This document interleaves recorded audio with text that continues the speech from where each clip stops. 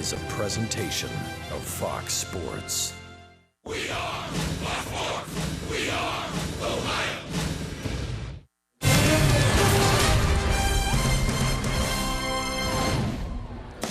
What a day for sports fans on the North Shore of Pittsburgh. They had nearly 70,000 to watch Pitt and Penn State play football next door.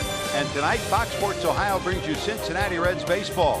From PNC Park, the Pirates try to stay alive in the wild card chase, and the Reds try to spoil their party.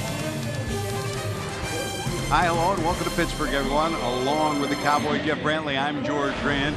Jim Zay's back in Cincinnati at the studio tonight. We'll try to hang in there without him here, but the Reds will try to hang in, Cowboy, as they did last night. Yeah, last night was pretty spectacular. I mean, this is always a seesaw affair when you're playing against the Pirates, and it just seemed like last night was evidence of that even more as you got towards the end of the ball game. Reds gave up the lead in the 8th inning, but came back to take the lead in the top of the 9th, and then hold on. Peraza scores the go-ahead run, and then Raisel Iglesias faced 11 batters in 2 innings. After loading the bases and hitting 2 batters, he buckled down to get the final 2 outs. Adam Duvall squeezed it, and the Reds squeezed a victory, a 1-run victory over the Pittsburgh Pirates. Really, we should be used to this. These two teams have played 36 times in the last 4 years. Each has won 18. You kind of expect that, don't you? Yeah, you do. And I think the one thing that you really want to expect is a guy like Raisel Iglesias being able to come in and, even after giving up the run, had bases loaded with only 1 out, and he was still able to gut it out and make pitches that he had to make. Well, he's one young pitcher who answered the call last night. The Reds hope to get another young pitcher to answer the call today. Robert Stevenson will make his 4th start as a Red. Yeah, I'm excited when he takes the ball, as I am with a lot of the younger guys, because you like to see adjustments as they move along in their big league career. And I think when you watch Robert Stevenson, you hear the talk, okay, there was some concentration that waned when he was making starts in the minor leagues. We have not seen that at the big league level. He's thrown his changeup for strikes. He's gotten great swings off of that changeup. He's also made adjustments with the breaking ball, not only being able to throw it for a strikeout pitch, but be able to throw it when he's been behind in the count. When you talk about Robert Stevenson, it all comes down to the fastball for this young man at this level. And I think once he gets comfortable with his fastball location, the sky's the limit. I think he ultimately, with that fastball location, those 2 other pitches, he's got ace stuff. Well, buckle yourself in. We're ready for another chapter in the Reds' story of young pitchers. Coming up, Francisco Cervelli, Tucker Barnhart, 2 catchers ready to catch these young pitchers. That's coming up next. Lineups in the first pitch next on Fox Sports Ohio.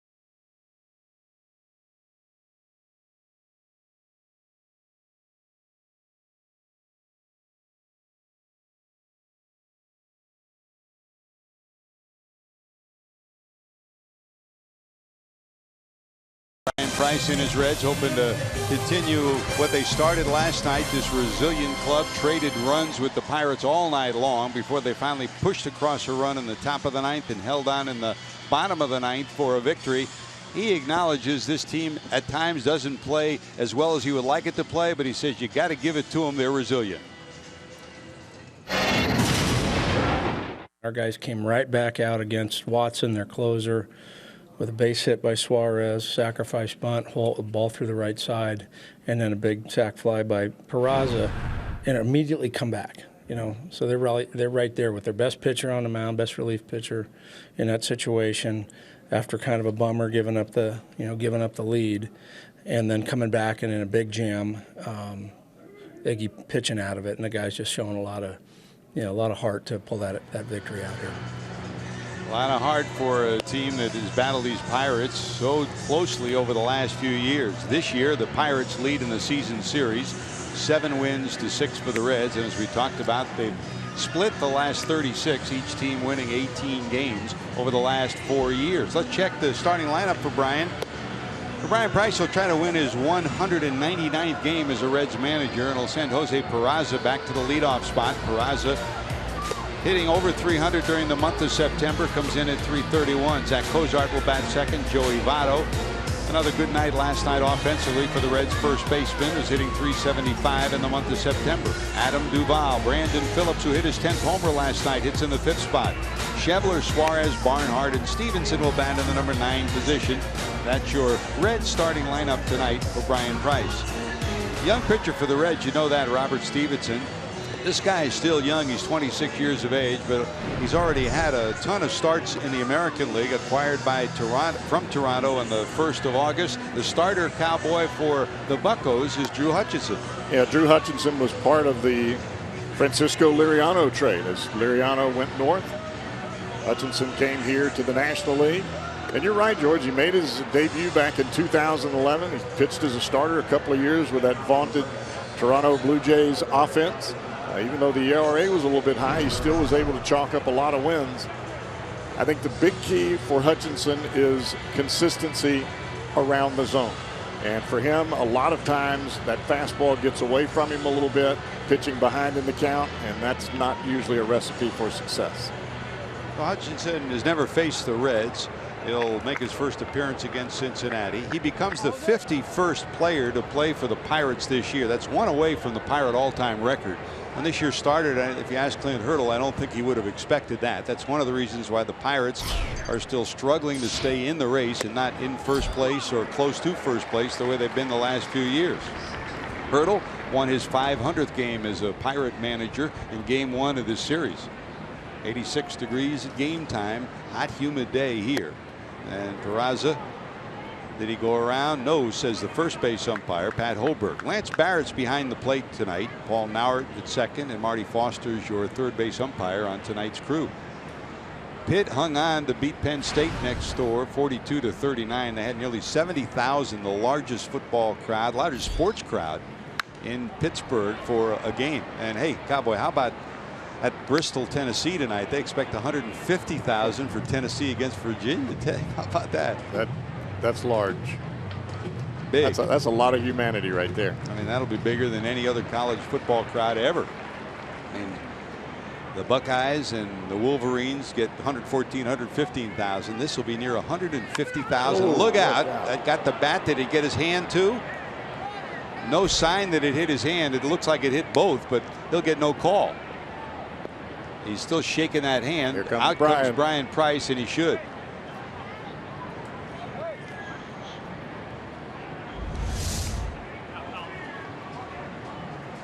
Hit his fingers on his right hand. Yeah.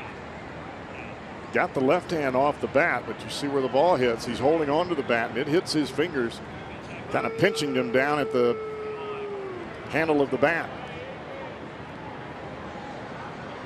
Oh, right on top of the, looked like the last 2 fingers on the right hand. It got a lot of bat, yes, but it got the fingers too. And Price will have no luck in this argument, but he'll come out and argue anyway. So Peraza has been red hot for the Reds. Wherever the Reds have put him, at second, at short, or now in center field with Billy Hamilton back home. and not with the club. Nothing you can do. It's the ball hits the bat, it's a foul ball. And I would expect that here in this last few ball games that we have, which will be tonight and then tomorrow and then the 4 in Cincinnati, I would fully expect the Pirates pitchers to pitch inside. Yep. We talk about the closeness of the rivalry between these two teams, and you know the hit by pitch story. Pirates have hit 7 Reds this year. The Reds have hit 17 Pirates different times. And overall, over the last 4 years, the Pirates lead all of baseball with 290 hit by pitches. The Reds are right behind them with 261. That's both teams pitch inside. That's clear, and there's also been an edge too. Garrett Cole not pitching in this series. He will pitch on Monday. He's coming back into the rotation after having some physical problems. He had a side session on Friday, and he will be back in the rotation on Monday. The Reds will miss him. It's a pop up, and that's out number 1. Peraza is retired as Josh Harrison hauls it in. Let's check your defensive alignment for the Buccos. Pittsburgh solid defensively, comes in with Polanco, McCutchen, and Josh Bell in right in the outfield. Jordy Mercer's been as good as you could be at shortstop this year.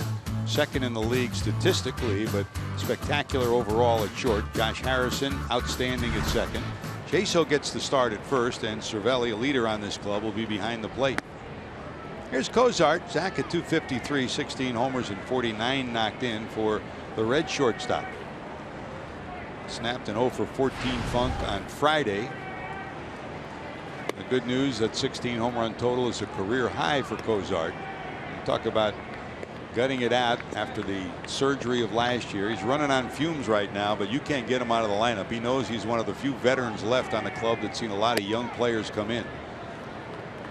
You can only imagine missing an entire season and then trying to play the following season on a rehab knee. I thought Cozart came back spectacularly well, but I know the grind of the season, and you know that it catches up to you sooner or later, and it's usually in your legs. There's nothing you can do about it. If you're healthy, you're dragging now. If you're healthy, you're hurt. 3-1. Slice to right field. Over is Josh Bell, the young player up from Indianapolis. He'll haul it in for the second out. So 2 fly ball outs. And here comes Joey.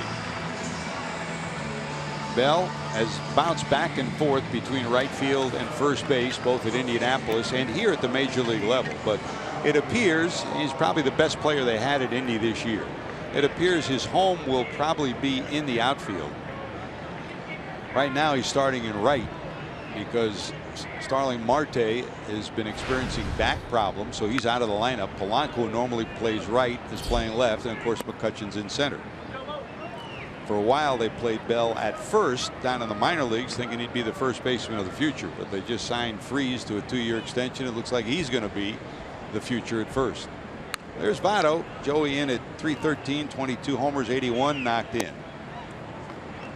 You and I talked about this earlier with Marte being out. If there's a player on the Pirates field that you could pluck out and say, okay, this will help us a little bit, it's Starling Marte. Not Andrew McCutchen, it's Marte. There's Joey, bounces one into center, a base hit. So put it in your scorebook almost every night. At least 1 base hit and a couple of walks as well. Votto last night had 2 base hits, 2 singles. Sweet swing, huh? There's no doubt about that. Ball middle in.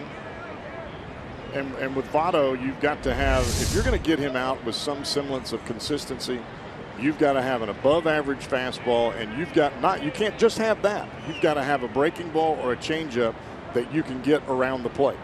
If you've only got one of them, you can forget it. There's Duvall at 240 now, 30 homers, 87 knocked in. Slice to right center field. Back is Bell. Got it measured, and he'll haul it in. So 3 fly ball outs. The Reds will strand a runner. We go to the bottom of 1.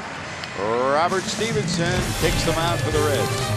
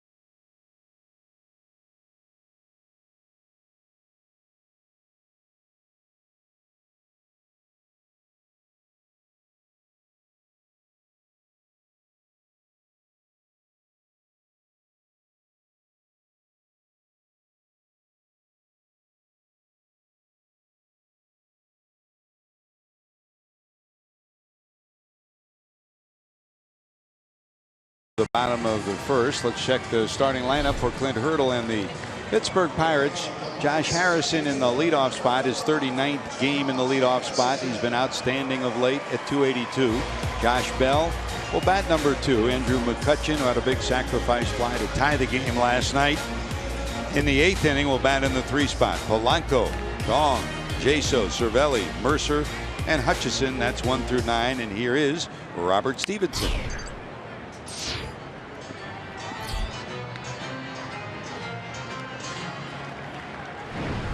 You hear so many times, George, the pitching coaches, different veteran pitchers that have been around the game. Fastball, down, down, down. When you stay down, you get outs even on balls that seem to be centered up more times than not. But as a young pitcher, you're trying to get velocity on the ball. You're trying to drive the ball to the plate. And that confidence just isn't quite there yet, as it will be for Robert Stevenson with his fastball as he gets another year under his belt, maybe 2 years.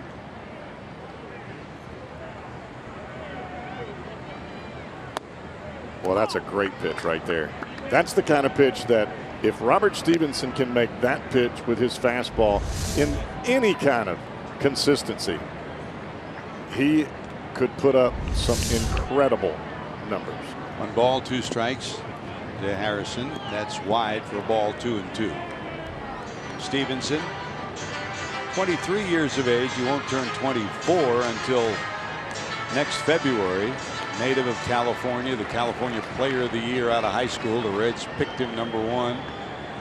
And he's on the verge of becoming an impact pitcher at the major league level. All part of a growth. And you started, Cowboy, by saying you got to have a fastball. Yes, but the key to his development will be that changeup, will be that breaking ball. Yeah, and the changeup and the breaking ball have really come quickly, and it's usually the other way.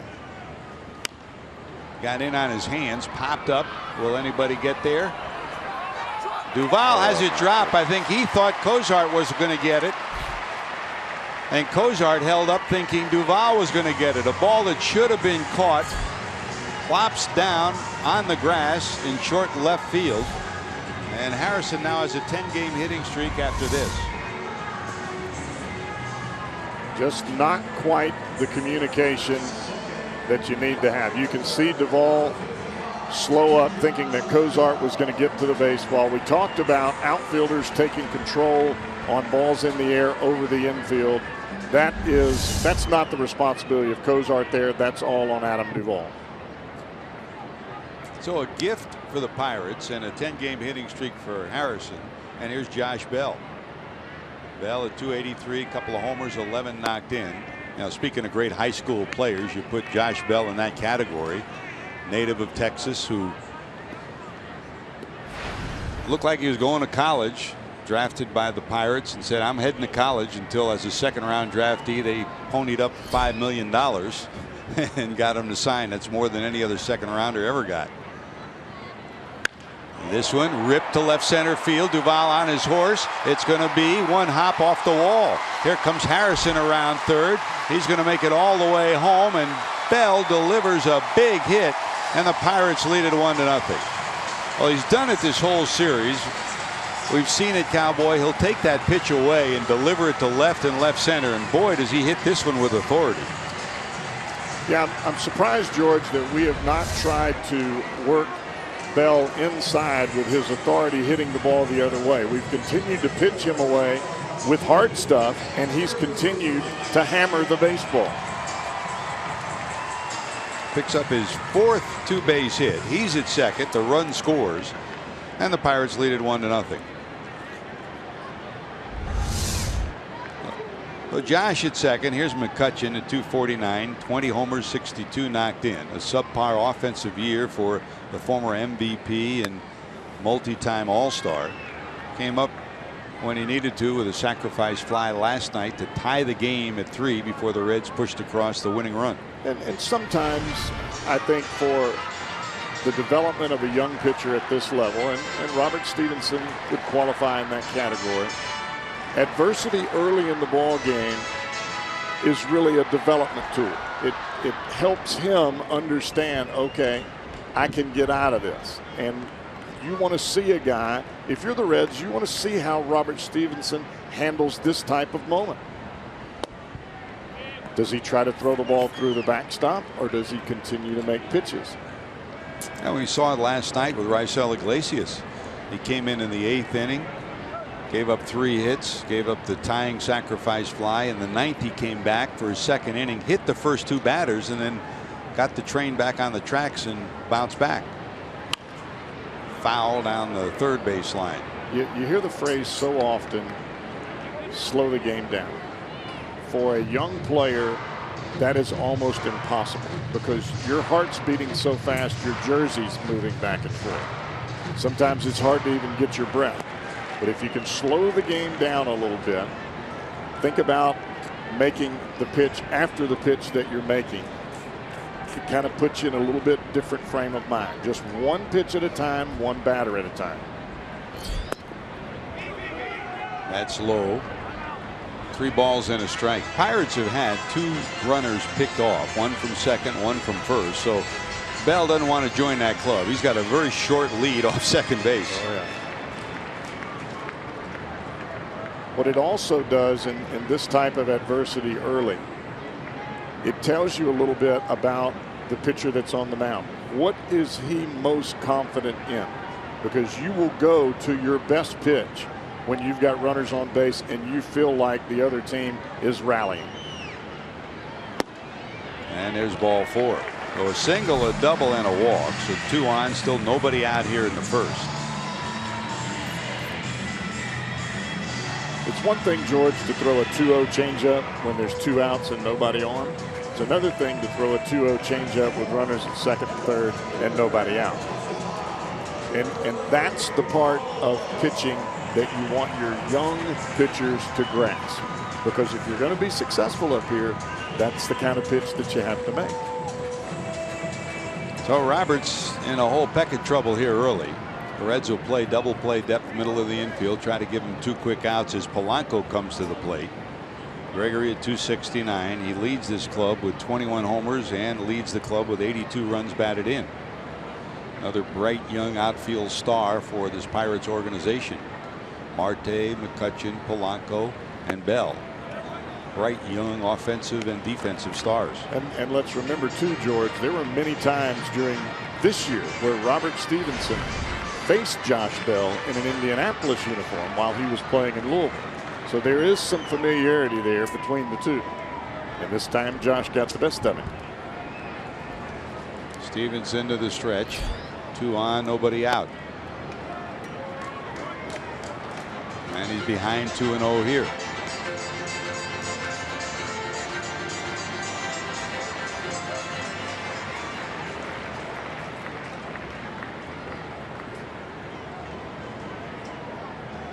.24 starts for Louisville this year for Stevenson, and this is 4th start at the major league level. That's a strike. His numbers at Louisville overall, he was 8-9 with an ERA of over 4.41. It was kind of a roller coaster year. There were times where he was dominant, other times where he struggled. 136 innings pitched and gave up 115 hits with 120 strikeouts, but he gave up 17 home runs.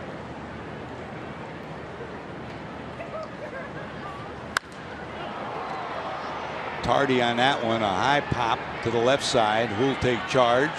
Suarez does. Infield fly rule called, and there's your first out of the first inning. Check your 4 defensive alignment for the Reds, who are 10th in the league defensively. Duval, Peraza, Schebler across the infield. Suarez, Cozart, Phillips, and Votto on the right side, and Barnhart back behind the plate after Cabrera had to start last night. That's your 4 defensive alignment. Jose Peraza still shaking that right hand. You may have seen as he went out to the outfield, trying to get that feeling back in the end of his fingers after the ball clipped and pinched it on the bat. Cozart asked him if his hand was okay, and he kind of shook it and said yes, but it's obvious it's still stinging a little bit. And that's his throwing hand, so you have to be cautious, watch it as the game progresses if there's a key throw to be made. Still looking at it. It looks as if it hit the very tips of the fingers, not right on the fingers. The fingernail or down that way.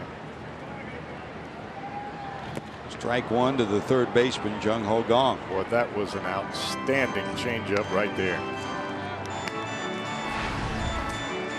Ball starts in the middle of the plate. Watch this ball go straight down. This is not a breaking ball. That's a changeup.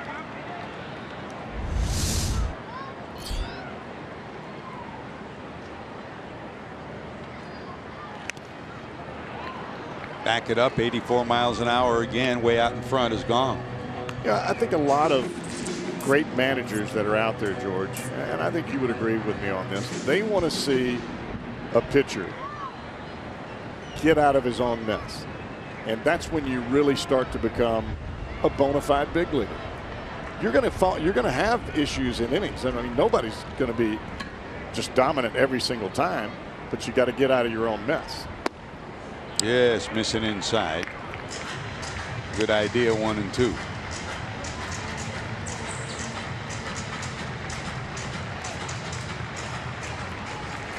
Gong 17 homers, 48 knocked in. Since coming back after the DL with a shoulder injury, he's been outstanding offensively. Missing inside.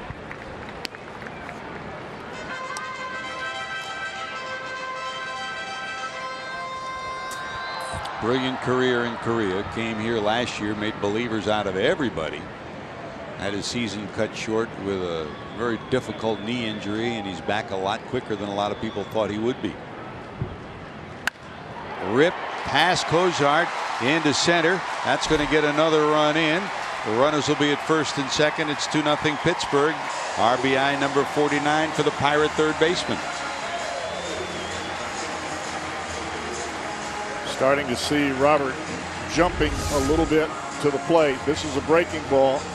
It stays flat, it stays up, and when you're jumping to the plate or over aggressive to the plate, your hand lags a little bit. You start to really clench not only your bicep but your forearm muscles, and it makes your arm drag, and the ball comes out too soon. So still first and second. Now with one away, double play still in order, and here's Jaso. Guy gets the start back at first base tonight. 266, 5 homers, 33 knocked in. They had hoped he'd be a major offensive threat in this lineup. Hasn't panned out that way. That's why David Freese moved from third to first once Gong came back. Jaso's been limited here in the last couple of months with at bats and playing time.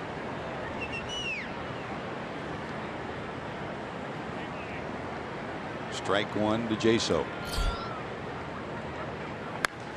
That's hit a ton to right field, but it's curving foul, and it's heading almost out of the stadium. It's about 15 feet from going out. And again, the ball up.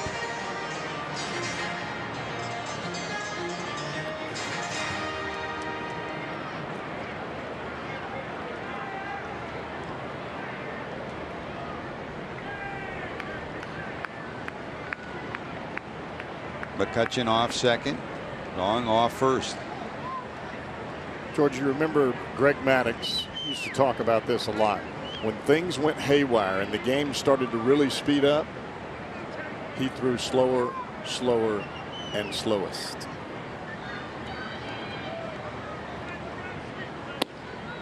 And that's reading the hitters too. And the reason that he did that is because the hitter understands that it's money time. RBI time is money time for a batter. He wants to get the run in. The pressure is on him to get the run in.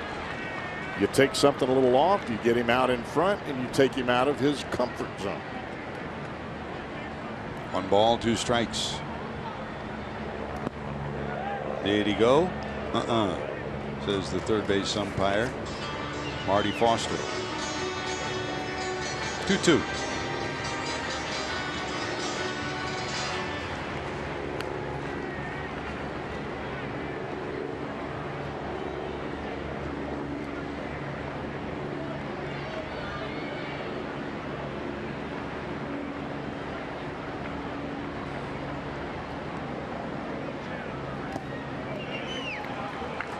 And we'll go full, 3 balls and 2 strikes to the Pirate first baseman. And the one thing that these two organizations have is that their AAA clubs both play in the same league, Louisville and Indianapolis, so they know each other pretty well. Delino DeShields, the Louisville manager, Butch Weiniger, the Indianapolis manager. In fact, he's with the club, so you know they get good scouting reports. They know each other pretty well. And there's another walk. Second walk in the inning. See if that'll get Mac Jenkins out to give him a little checkup from the neck up.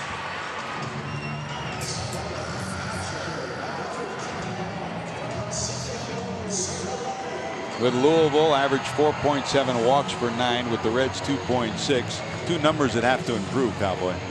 And I think a lot of it has to do with the situation that we're seeing right now. Sooner or later, in order to be a big leaguer and to be a great pitcher, for Robert Stevenson to really realize his potential, he's got to be able to make pitches within the strike zone in crunch time, when the pressure is on, when runners are on base, when it seems like things are starting to get away from you. The natural tendency for a young pitcher is to start it on the edge and it run off, and then you're hoping that the hitter will go outside of the zone and swing at it. Big league hitters, for the most part, do not do that. That'll work in Double-A, maybe in Triple-A. It works in Double-A, it works in Triple-A, but it does not work up here. Not unless you throw the ball 105. And we know one guy. There's only one guy that does that. Here's Cervelli, only a 266 hitter overall, but over 300 against the Reds. He's been trouble against Cincinnati all year long. Bases loaded and 1 out. Reds will stay at double play depth, middle of the infield. Suarez deep at third. Votto way off the bag at first.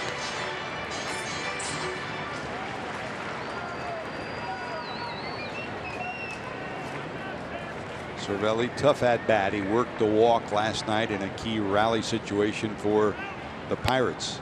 That's a strike.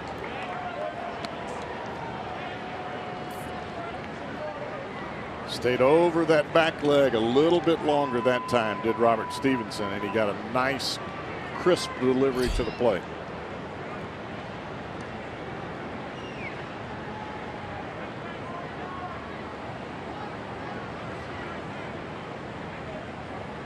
From the stretch, the Reds right-hander. Nice block by Barnhart. 2-1.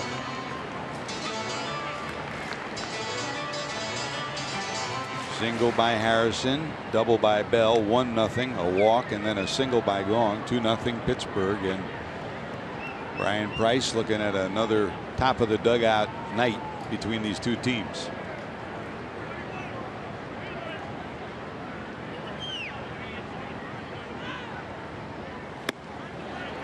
That's up high, and it's 3-1. No place to put him.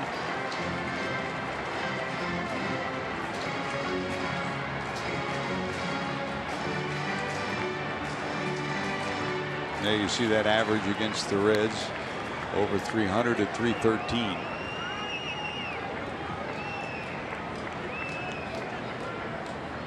From the stretch, Stevenson, 3-1. And to go full to another batter here in the first inning.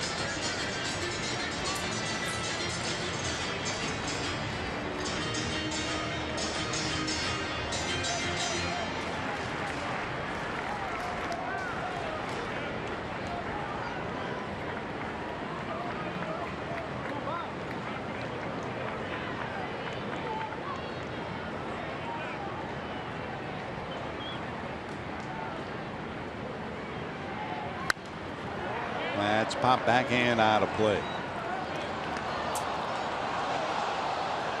At the age of 23, Stevenson with the Reds, signed in 2012, spent time at Billings and Dayton, 2013 Dayton and Bakersfield, and then 2 years at Pensacola before last year spending half the year at Louisville and all this year at Louisville. Well, the maturation process continues. Hit hard down to short. Cozart, 6-4 in the dirt. Nice scoop by Votto. They'll turn the double play. The Reds needed it last night. They got double plays, and they needed it here. Pirates 2, Reds nothing.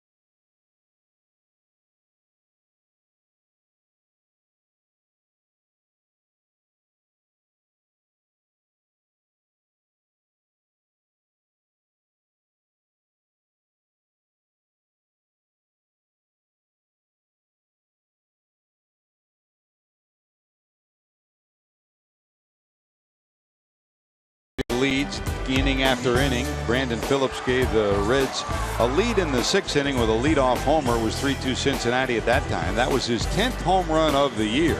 Brings us to our IGS Bringing the Energy numbers on the night. The most home runs against the Pirates by a second baseman all time. The great Rogers Hornsby, the great Jackie Robinson, the Hall of Famer Ryne Sandberg, the guy who hit a ton of home runs, Jeff Kent, and then there's Brandon at 26, 2 more than the Reds Hall of Famer and perennial MVP candidate Joe Morgan. So for Brandon, 26 home runs against the Buccos, and all told, you look at his numbers, Cowboy. Now, if he were to put together 3 or 4 more years like he has now with the 4 Gold Gloves and the offensive numbers, now you say this guy is a Hall of Fame candidate. I mean, between Gold Gloves, he's approaching 200 homers, 200 stolen bases. He's got over 1,800 runs batted in as well. Of course, next year will be the final year of his current contract with the Reds. Overall, he's at 281 with the 10 homers and now 54 knocked in. And in addition to that 26 homer total against the Buccos, he's got a 305 career average, one of the best averages that he has against any National League team.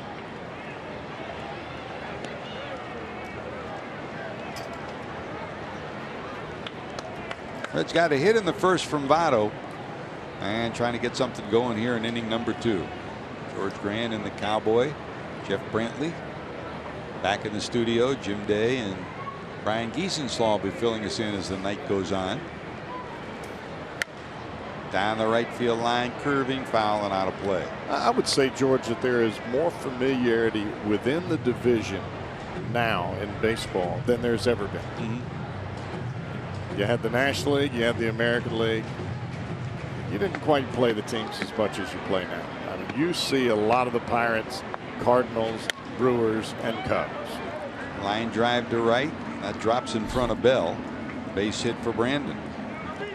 Well, the Reds get the leadoff hitter on here in the 2nd, and here comes Scott Schebler.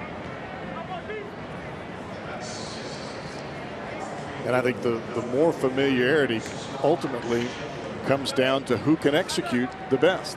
If you make a pitch, you're going to get a certain hitter out. If you don't, he's going to get you. And you heard Brandon say it last night in the post-game interview. You know, we respect these guys in that other clubhouse. We know they play the game right. They know we play the game right.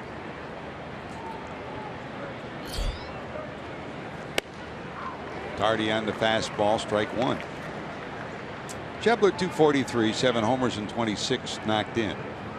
After a horrible start You look at his last 24 games and he's hit over 300. Started the year with the big club, struggled big time, went down to Louisville and really got the wheels going in the right direction. And you talk about confidence as a pitcher that Stevenson's going through now. That's what Schebler needed to go back, and he came back a different player, didn't he? He did. He made some adjustments. I thought he came back.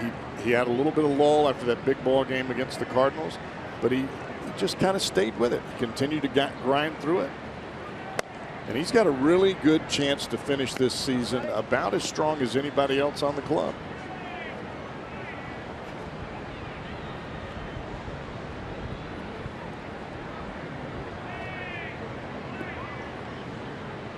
Schebler won't turn 26 until October. Native of Iowa. Still lives in Iowa. That's a liner to the left side. It'll be through into left field for a base hit, and the Reds have 2 on here in the second. Here we go again.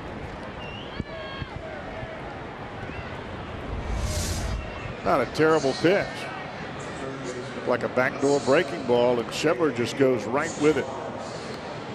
A lot of times you see a left-hander roll right over the top of that and just hit a weak ground ball right at the second baseman.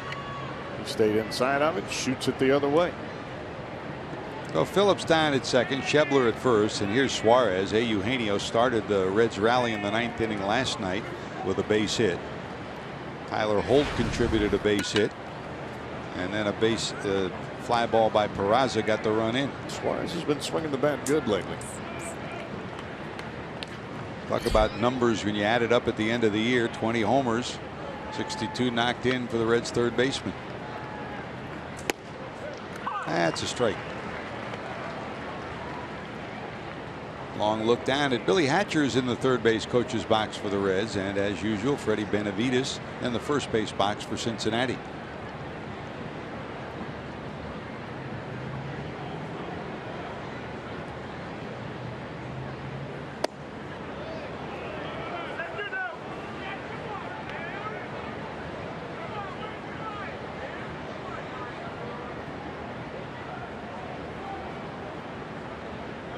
Hutchison, Florida native, grew up in Lakeland, now lives in Tampa. That's nub foul to the right side, and it's 1-2.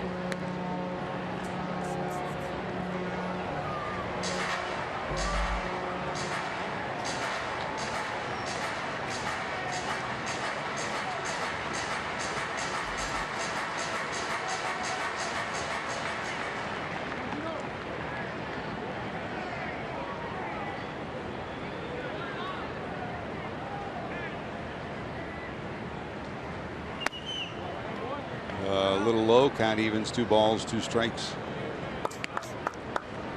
Yeah, they've been partying for 2 days here. The Steelers aren't in town. Steelers start on the road on a Monday night game, but the Pitt and Penn State fans were here. Pitt beat Penn State in a thriller next door. A boatload of them. Man, they were starting to party when we left the ballpark last night.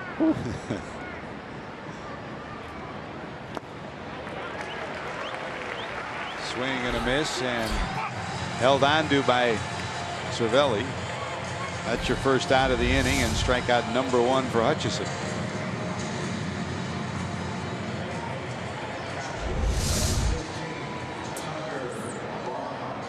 There comes Barnhart hitting in the 8th spot. Tucker at 258, 7 homers and 39 knocked in.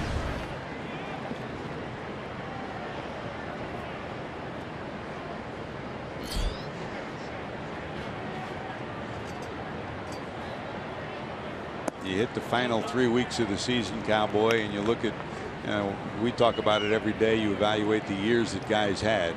What a year this guy has had. Second straight year he's had to come in after Devin Mesoraco went down. Last year he proved he was a major leaguer. This year he proved he's a darn good catcher. Could lead a pitching staff. There goes Phillips, stutter step, and there's a bloop into center field. They got to get back. Here comes the throw to second. They're going to throw it back to first. They both will get back. Both runners had the bases stolen, and as it turned out, finally, Billy Hatcher was jumping out of his shoes trying to get both runners to turn around and go back. Both did get back. Second out of the inning.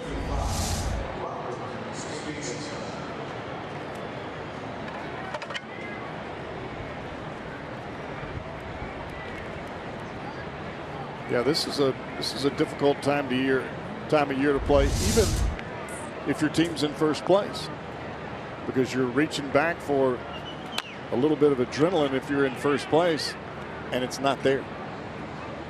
And you have to figure out, okay, how am I going to continue to help my club win? And I don't have that final gear that I had back in May and June. And I think the same thing can be said for a club that's not in it at all. You have to figure out a way to motivate yourself every day that you come to the ballpark, something that you can do to not only help yourself statistically, but to help your team win. That's a strike to Stevenson, and that sounds like the pep talk that Clint Hurdle was trying to give his club today, standing around a batting cage. I mean, they're hanging in there by the fingernails, trying to stay alive in the wild card chase, 5 games back after the Reds' victory last night. Swing and a miss. Stevenson's retired. So the Reds' promising inning goes down in smoke. 2 hits, nothing to show for it. Reds trail 2-0.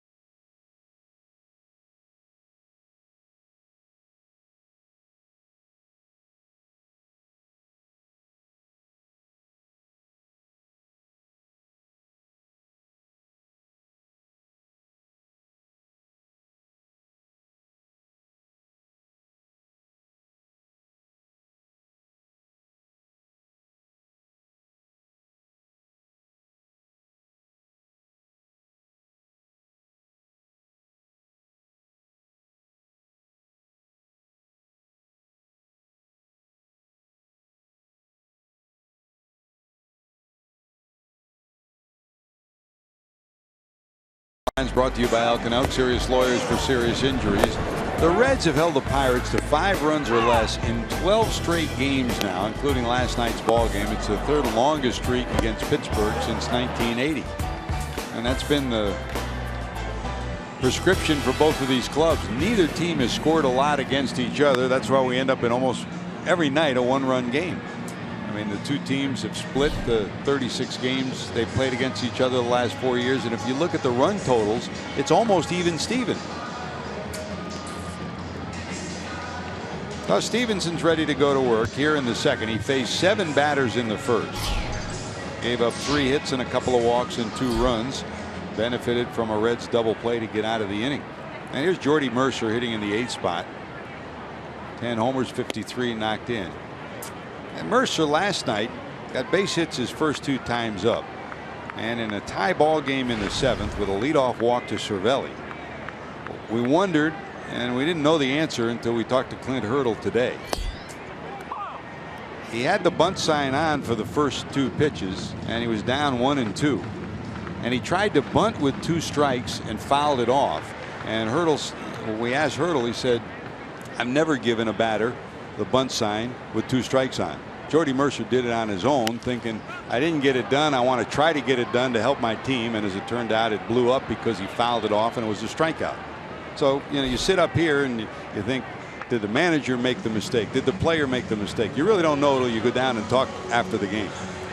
That's a pop up and one away. Mercer retired, and here comes Hutchison. Sometimes managers make the wrong decision and players make it work. Sometimes managers make the right decision and players don't. Execution's a heck of a lot more important than whatever the play was. That's what it's all about.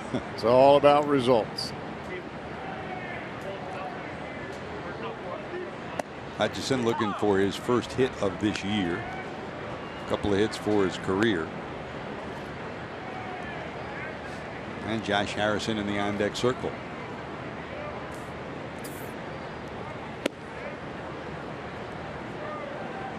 Boy, that's a good changeup right there.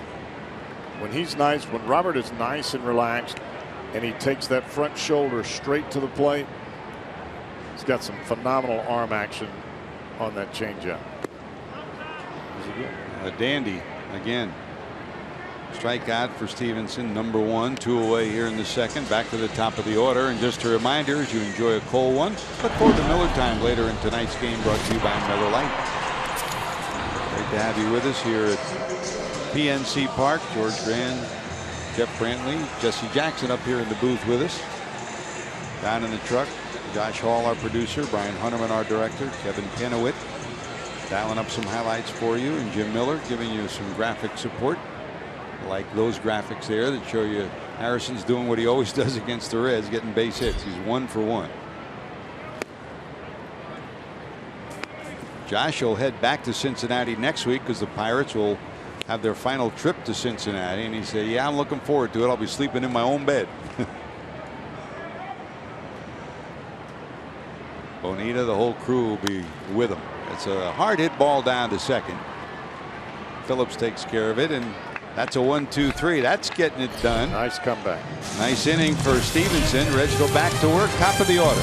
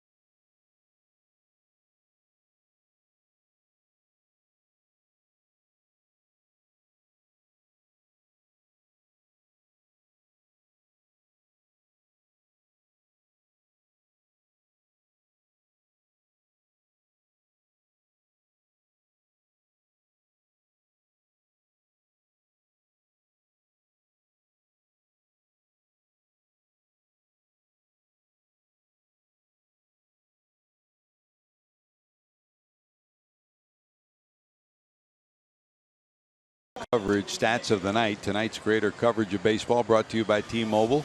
Some news and notes. The Cubs now 90 wins in back-to-back seasons. It's the first time since 1928 through 30.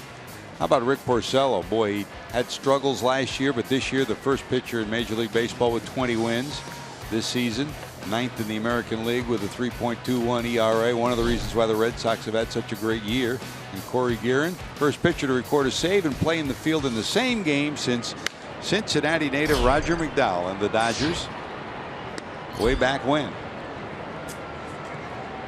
Back when Roger McDowell would come in, face the right-hander, go out to left field. They'd bring in Jesse Orosco. He'd face the lefty. And then you put him right back on the mound to finish the game. Whitey would do that with Todd Worrell as well. Yes, he did. There's a pop-up into right field. Long run. Who'll get there? Josh Harrison will. And Peraza's retired. He popped out for the second time to the second baseman. One away here in the third, and here's Cozart. Worrell and Ken Daly, is that right? Ken Daly, yeah.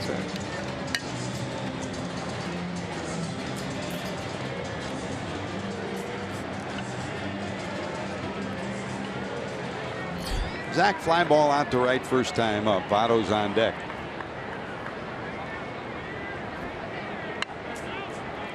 And we talk about that battle between Reds and Pirates, Indianapolis and Louisville. And just a week ago, it was Hutchison who was on the mound in that final game of the regular season for Indianapolis when Louisville won it to move into second place against the Indians. Pitched 6 innings, allowed 4 hits and no runs in that game.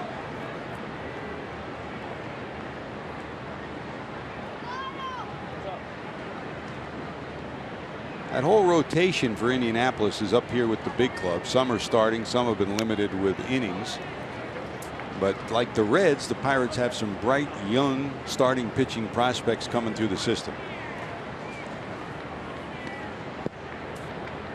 Specifically, Jameson Taillon and Tyler Glasnow. Those are the guys at the top of that ladder. But as you said, you can only go so far innings wise, and then that's it. 2 balls, 1 strike. To Hopper down to short. Mercer zips it across to Jaso, and there's 2 away. Seen some great shortstops in your day here in Pittsburgh, Cowboy. That guy's had about as good as a year as you could have. Kind of reminds you sometimes of the herky-jerky motion of Jack Wilson. When Jack was here, he was a Gold Glove caliber shortstop every year. And of course, over the years, we talked about Jay Bell earlier. He was so solid, way back to Dick Grote in the Mazeroski years. Yeah, just the physical movements of Jordy Mercer reminds me a little bit of the former Brewer J.J. Hardy. Yep. That's a good one. Yeah. Little taller guy, quick feet, not a super fast guy, but quick feet and quick to the ball. And I think at shortstop you got to have that. And even though they're bigger guys, they're able to get their feet together, get to their feet when they dive, and make strong, accurate throws. There's Joe. He singled his first time up. 1 ball, 1 strike to the Reds' first baseman. Mercer gets rid of the ball in a hurry. He does not have that long arm arc to get some velocity on the ball. He gets rid of it quickly.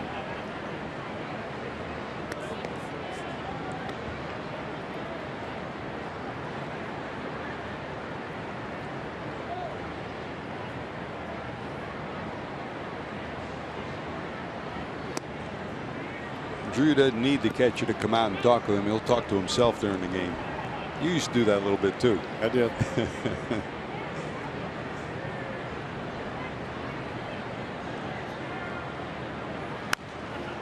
No foul. Full count 3-2 to Joey Votto.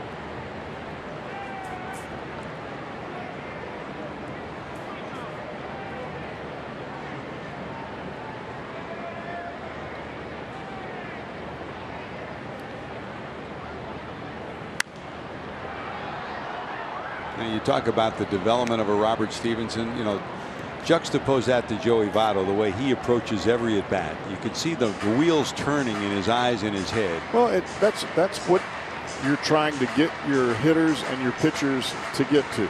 Don't give up any pitch. Don't take any pitch for granted, and don't give up an at bat if you're a hitter, regardless of what the score is. Setting up inside Cervelli. And he put it in a perfect spot. 1, 2, 3 go the Reds in the third. 2-0 Buccos. Bell due up.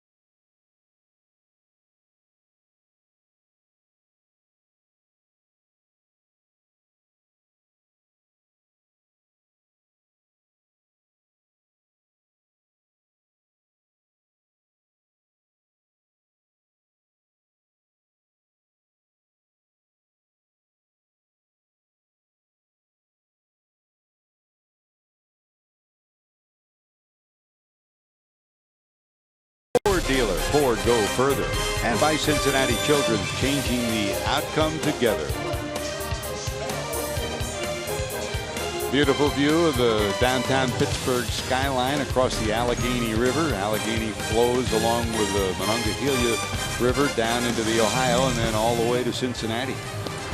There's Josh Bell, the young right fielder, doubled in a run his first time up, his 4th double of the season, 12th run batted in.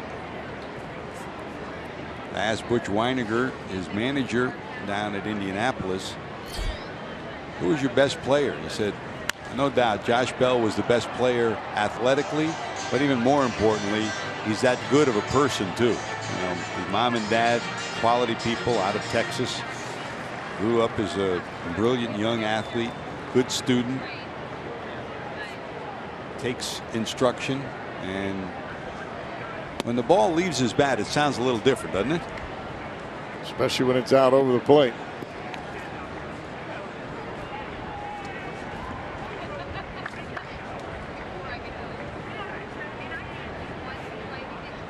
Two balls, one strike. That's dribble to the right side, but foul. Now you figure Josh Bell, who was a baseball player of the year in Texas, a great baseball state, would have been the #1 athlete on his high school ledger. Would have won the athlete of the year, but he only tied because his high school friend and co-athlete was Jordan Spieth. That's a pretty good golfer and a pretty good baseball combo. I would say so. They're both doing pretty good.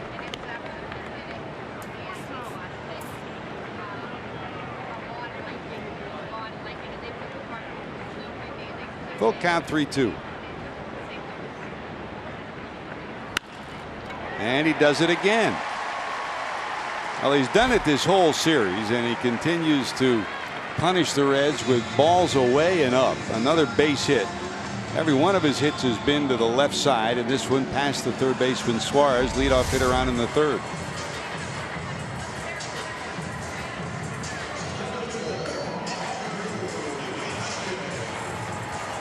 And the Reds are playing Josh Bell to pull. And he may have hit a couple of balls to the right side of second base, but his hits are from left center field to the line. There's McCutchen, who walked first time up. Reds double play depth, middle of the infield. McCutchen hits this high in the air to left center field. Going to stay in the park. Peraza there.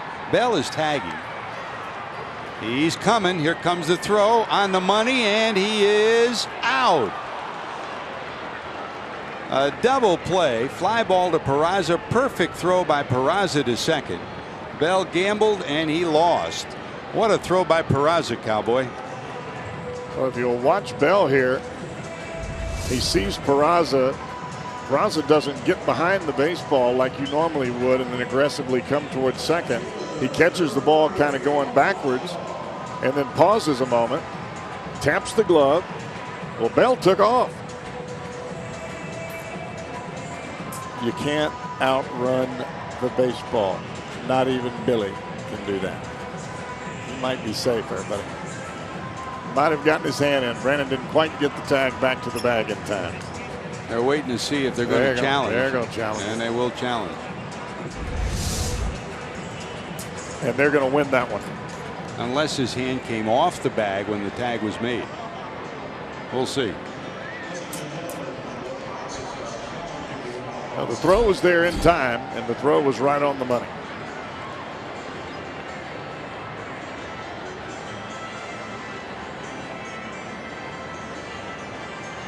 Paul Nauert, the crew chief, huddling back with New York as they take a look at the throw once again.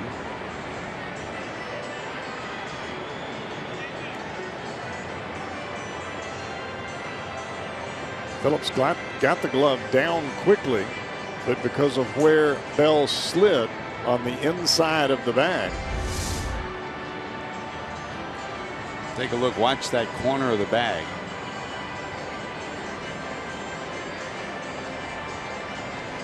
I don't think he got it. I think he got his hand in first. He slides to the inside part of the bag, and then the glove sweeps across to catch the upper forearm.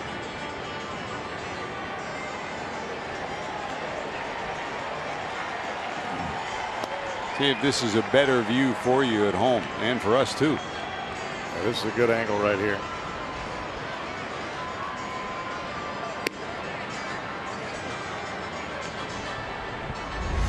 His hand does not come off the bat.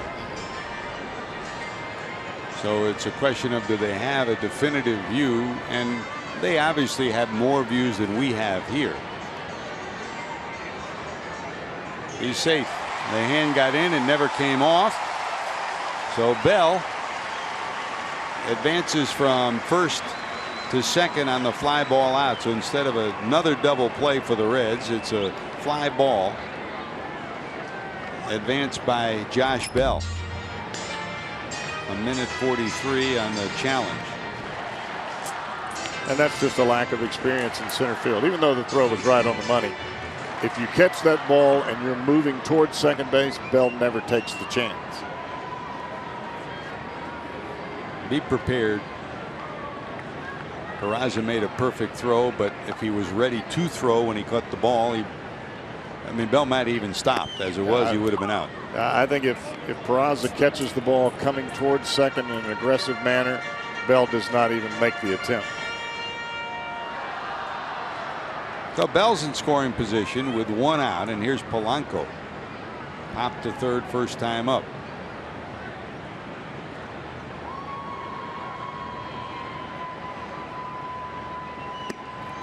That's wide. 1 ball and 1 strike.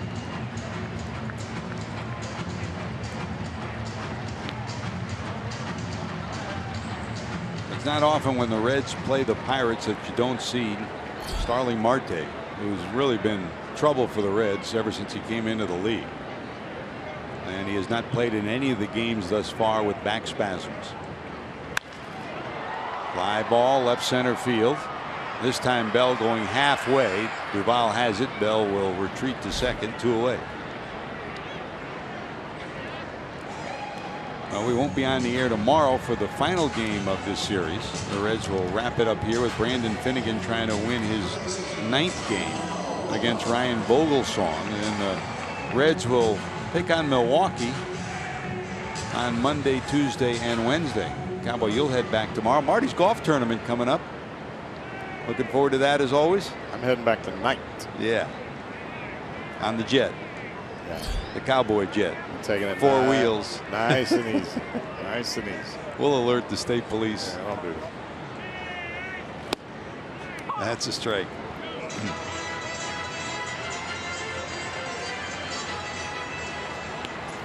2 great days for Marty's tournament and a great facility. And you've enjoyed it every year. Sunday and Monday down in Belterra. It's always an awfully good time for a great cause, the Reds Community Fund.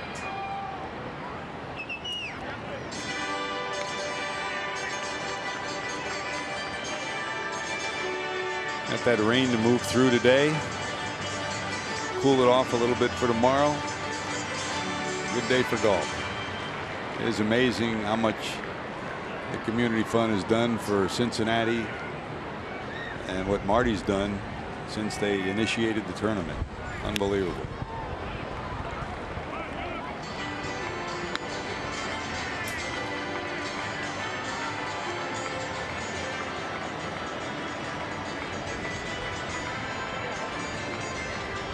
You still got your bag from last year? I think I did. Now you need a new set of clubs for it, right? I think I did. No. I like the ones I have.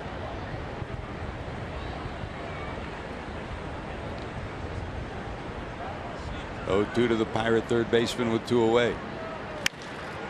High fly ball to left. Duvall going back at the warning track at the wall, looking up, and he can't get it. It's gone. Jung Ho Gon's 18th homer. He provided the second run with a single in the first, and here in the third, a 2-run shot gives the Pirates a 4-0 lead.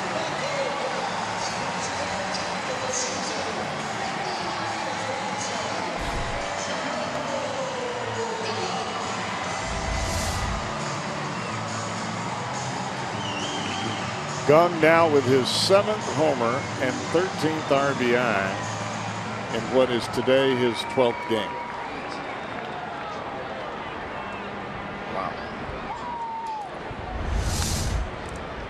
Put it in the right place. This is a tough place to hit homers, but that down the line, 332 feet worth of home run. Well, and when you look at the flags and you look at how the ball was hit, he got that ball really high into the air.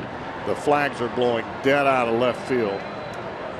And that baby just kept carrying right on out of here. Duvall came within a foot of getting a glove on it. Well, it's 4 runs, 5 hits for the Buccos now. When we talk about Marte not being in the lineup, Marte doesn't have a high average, but a lot of extra base hits. Gunn can trump him in that respect. That's a bouncer down the first base line, but foul. I think when you watch an outfielder go after a fly ball and then kind of slow down a little bit, seem like he's camped, and then speed up a little more, then slow down, and then sprint to the wall, that tells you how much that ball had to carry.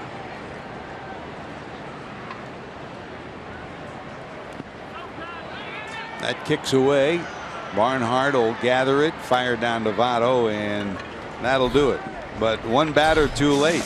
A strikeout of Jay Sobekong's homer gives the Pirates a 4-0 lead.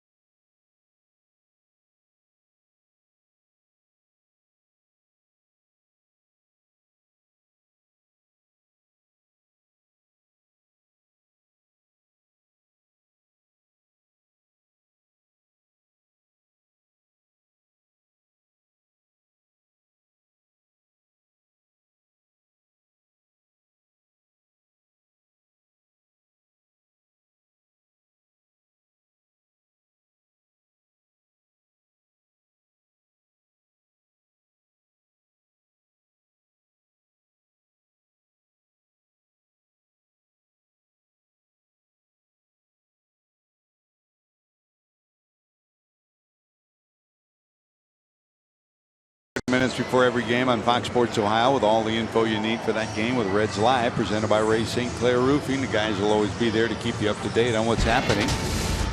We won't be on the air tomorrow, but starting on Monday it'll be the Reds against the Milwaukee Brewers. Anthony DeSclafani, Dan Straley, and Tim Adelman will be the Reds pitchers as the Reds take on the Brewers. 6 more games against Milwaukee before this season wraps up.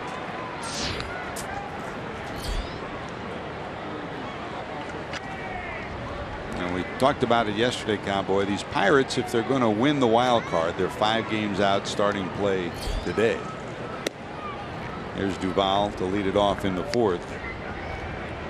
Their road not an easy one. They'll be on the road against Philadelphia, then come to Cincinnati next week, and then against Milwaukee, but they finish in tough fashion. Duvall pops this one into left. Polanco there, got it, and there's one away.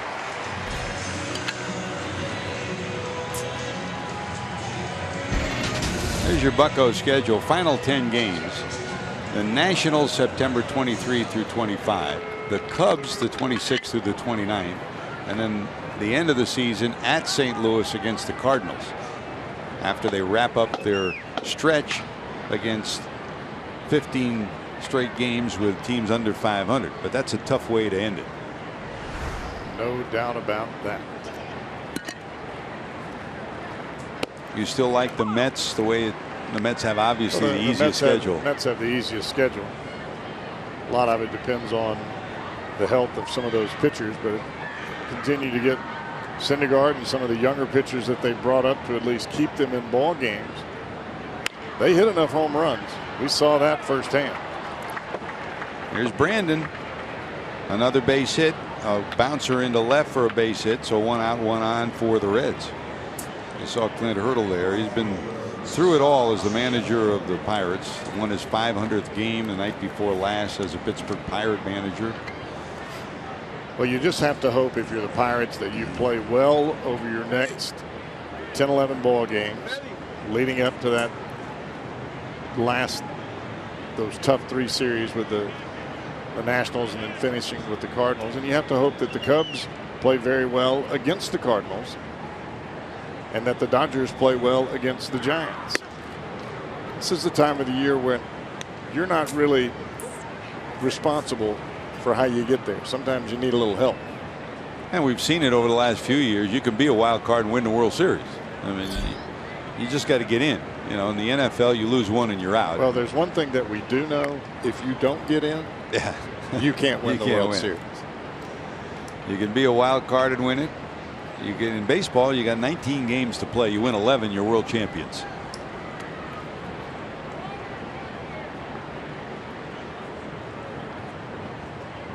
One ball to Schebler.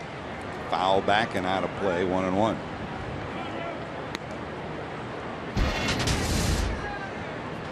These are the games against teams over 500. The Mets have only 3. The Giants, the Cardinals, the Pirates 10, and the Miami Marlins 11. And the other wild card in that is the Cardinals, who are usually their best at home, have struggled at home this year. Well, that Pirate final series in St. Louis could be a key series. Pop back and out of play, 1-2. But for it to matter for the Pirates, they've got to at least get to within 2 games of that wild card. If St. Louis is actually the second wild card, we don't even know that at this point because of the way the Mets are playing. But to be 3 back and to hope to go into St. Louis and sweep, no way. That's a tall order. Phillip short lead off first. Here's the 1-2 to Schebler from the stretch. Hutchinson. That bounces and hits him. Oh, a hit batter. The Reds have runners at first and second, and here comes Suarez.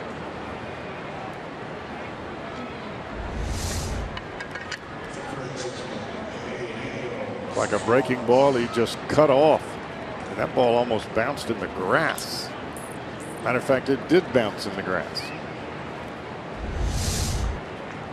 Well, here's Suarez, struck out first time up. He must have really wanted that one to break.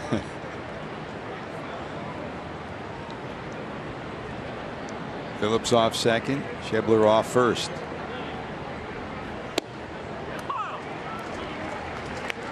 Both these runners were on in the second inning, and with Barnhart at the plate, they both took off trying to steal. Barnhart fly ball to center, and both just barely got back to their bags before McCutcheon's throw came to first.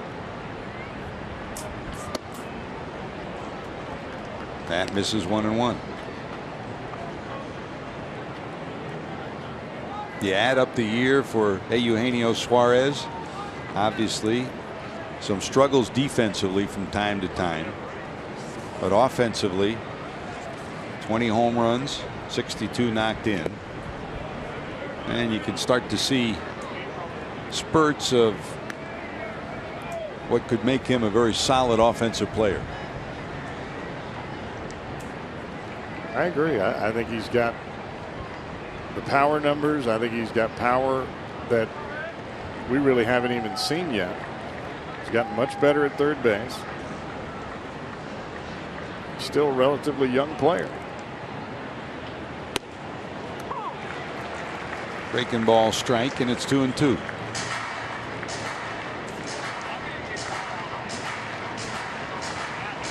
You stay up here long enough as a hitter, even if you don't know what your weakness is, you'll figure it out pretty quick because the other team is going to show you.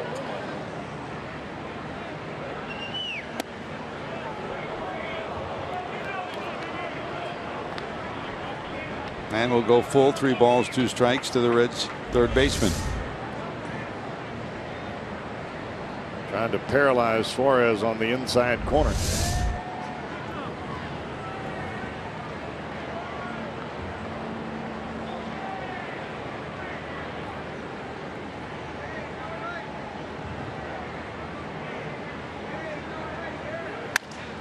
Bounce back through the middle. That'll get into center field. Here comes Phillips around third. Stopping at second will be Schebler. That'll get a run in, and the Reds are on the board. Suarez picks up his 63rd run batted into the season, and the Reds on the board in a 4-1 ball game. Hutchison comes in with this pitch. And even though it was not in where he wanted it, ball was hit down the bat a little bit, but still enough authority to get it right back up the box. Josh Smith is throwing down in the Reds bullpen. We're in the 8th spot in the order with Barnhart up. Tucker, fly ball to center, first time up. He represents the tying run at the plate in this 4-1 ball game. Looks like Iribarren has moved out into the on deck circle. I believe that's him. Yep.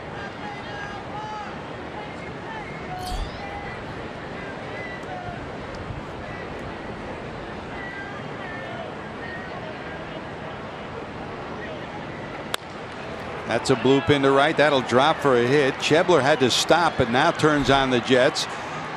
He'll score, and the Reds plate their second run. So a single by Phillips, hit by Pitt Schebler, single by Suarez, and this Barnhart hit makes it a 4-2 game. And Hernan Iribarren will pinch hit. Maybe Tucker just needs to hit all the time with runners in scoring position. Well, he's 375 coming into today, and that ups it a little more.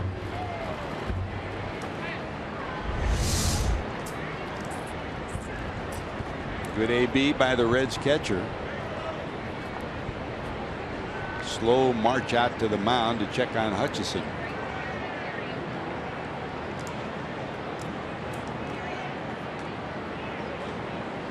In fact, in that final game at the end of the AAA season, it was Iribarren's base hit that gave Louisville the RBI and the run that enabled Louisville to surpass Indianapolis and move into second place in the league on that final day of the season. Yeah, I've noticed in the games here at PNC Park, when Ray Searage starts out of the dugout, he gets about just to the dirt along the third baseline before that clock out there in left center field ever starts. Normally, you have 30 seconds from the time you leave the dugout until the time that you're supposed to be back. And that clock doesn't start until he's almost halfway to the mound. Home field advantage. And they've done that every time.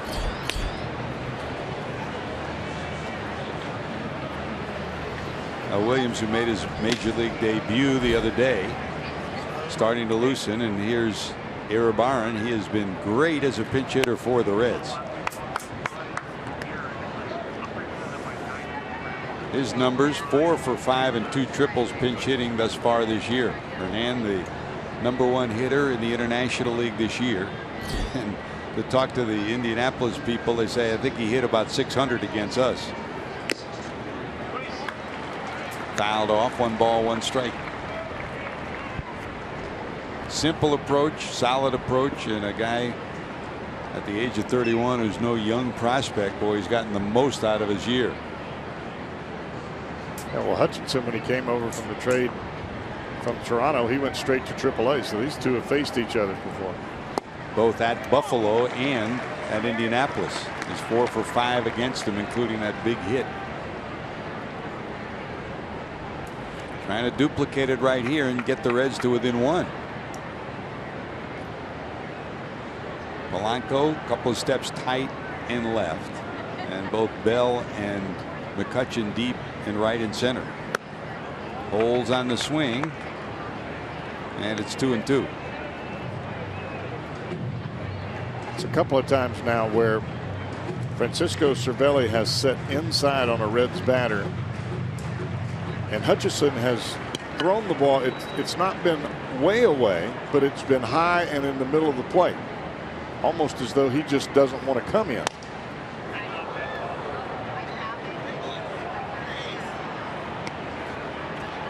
New piece of lumber. That's what Hernan needs after he breaks his bat there.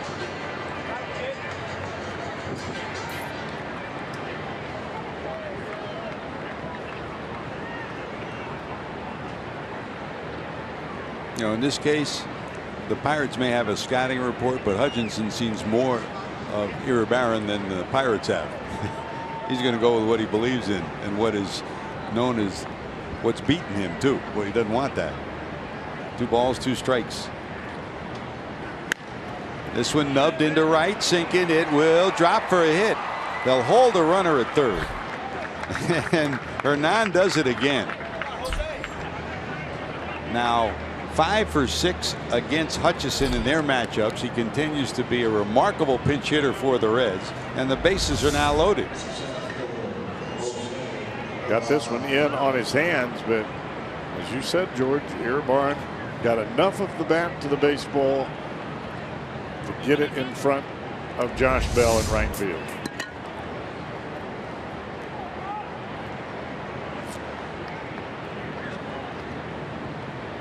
I'm sure Jose Peraza does not want to pop out to second base again. Peraza digs in, first time up, pop to second, second time up, pop to second. There's a shot into right center field. Over goes Bell.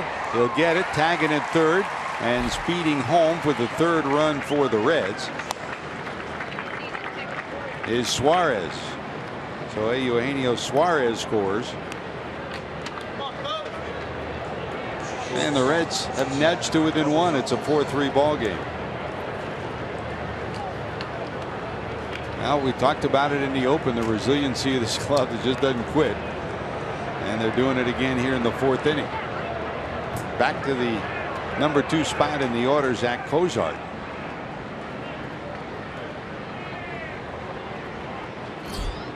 Five hits in the inning and a hit batter have helped this rally for the Reds.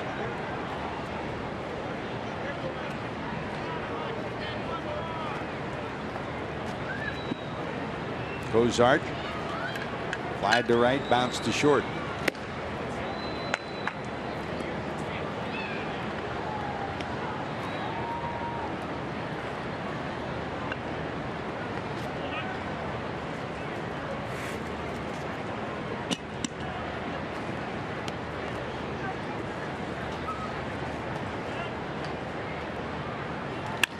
Hit hard. That's a fair ball. 1 run will score. The ball caroms off the corner, and they'll get Cozart back to first. Will he get there? He is out at first. A big wide turn. Cozart tried to slam on the brakes, couldn't do it. But his base hit will score the tying run, and we are knotted at 4. So 4 in the 4th for the Reds. 2 ball game tied at 4 as we go to the bottom of 4.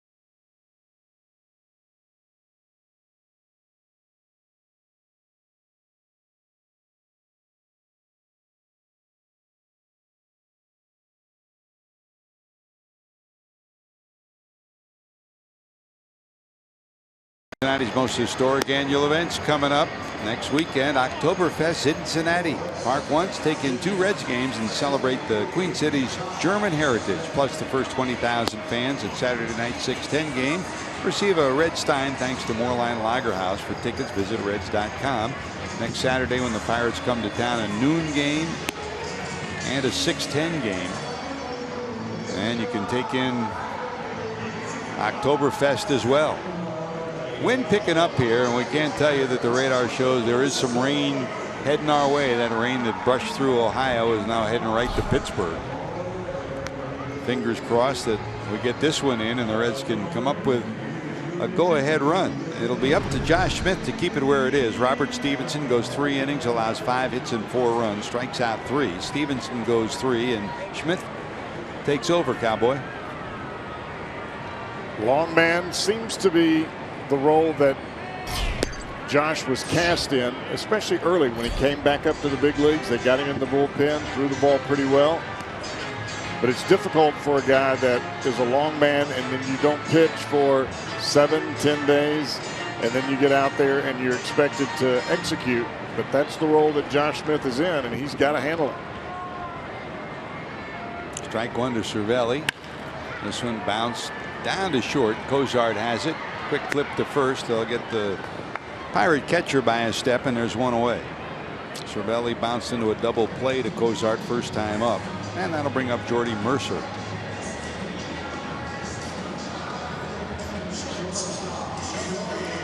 While Mercer comes to the plate, bouncing out of the dugout is Jason Rogers. It looks like he'll pinch hit for the pitcher Hutchison next up in the lineup. So neither starter will last long in this one. Hutchison given a 4-run lead. The Reds have tied it up.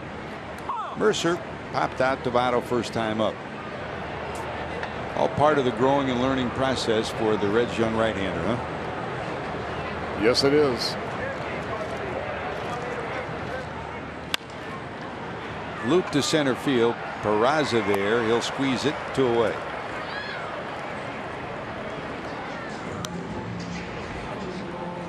And here comes Jason Rogers. He will pinch hit for Hutchison. So Hutchison exits.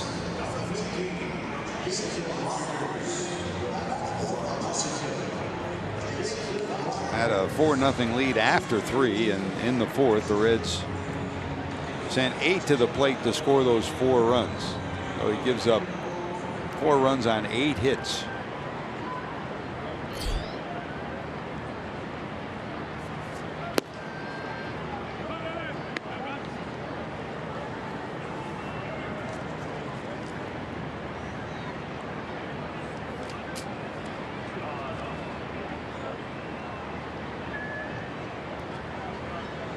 Rogers hasn't played a lot. When he's played against the Reds, he's played pretty well.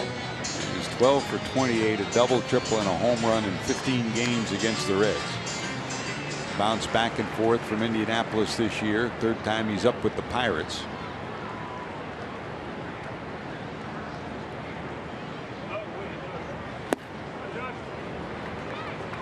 Down at Indy, wound up with 6 homers and 40 knocked in 105 games.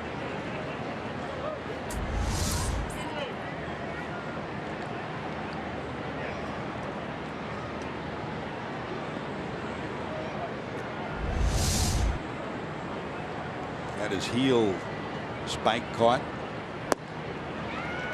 and there's a walk. So Rogers works a walk with 2 outs here in the 4th.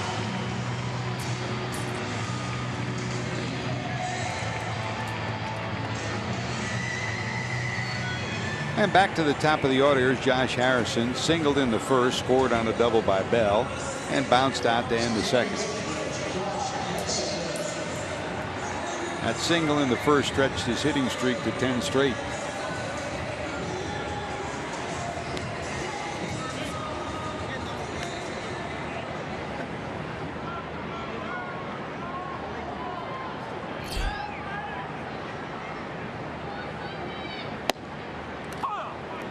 Neil Walker was the ensconced second baseman here. The Pirates traded him to the Mets. to make room for Harrison at second. And then, Cowboy, we wish Neil all the best. He was operated on this week for a herniated disc in his back. Hometown Pittsburgh boy. Yeah, just a leader on this ball club, a solid ball player too. Was off to a good start offensively for the Mets and was, part of the fiber of that clubhouse, just as he was here. I mean, this is a changing Pirate clubhouse with Russell Martin gone and Walker gone. People like that, Melanson gone. New leadership evolving, and Josh Harrison is one of those new leaders on this club. Against Smith, you see his numbers 3 for 4. Pops this foul, it stays 0-2. You can bring up all the young pitchers and all the young players, but you got to give them the chance to grow and succeed with the cradle of leadership at the major league level. All the good teams do that. Have to have a little guidance, and I'm not talking about coaches. I'm talking about your players, the guys that have been here, guys that are tenured players, 4 or 5 years and beyond in the big leagues. They're the ones that are responsible for guiding the young players, and if you don't get it, you're going to get your tail beat. No balls, 2 strikes. Now, we talked about Will Clark, your former Mississippi State teammate, Giant teammate. I never forget when Buck Showalter took over in Texas. He had all the coaches and all the minor league people who were there from the year before. Smith to the stretch. Here's the delivery to Josh. That's pop foul. They went around the room and asked everybody what they thought his biggest challenge was going to be in bringing a winning attitude and bringing winning to Texas. And at that time, one of the minor league directors was Butch Weiniger, now the manager of Indianapolis. He said, your toughest job is going to be get somebody to replace Will Clark, who was the leader of this club. And a year later, the end of that season, that is wide and not first. Safe will be Harrison. It'll be an error on the third baseman Suarez. That's his 20th error of the season. End result at the end of the year, Buck Showalter said he was right. We just couldn't replace Will Clark. So 20 errors for Suarez, and that prolongs the inning. First and second as the hustling Harrison beats the throw to first that's wide.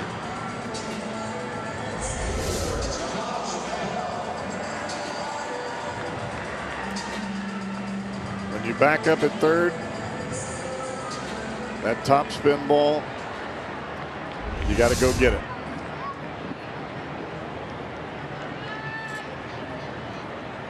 And here comes Bell, who's been red hot. Double knocked in a run. Single started a rally in the third. Breaking ball down and away for ball 1.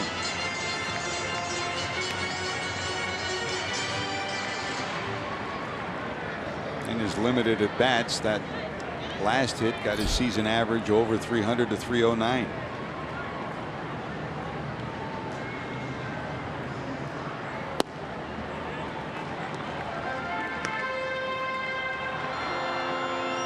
Did you sense back at Mississippi State that Will Clark would be that kind of a leader?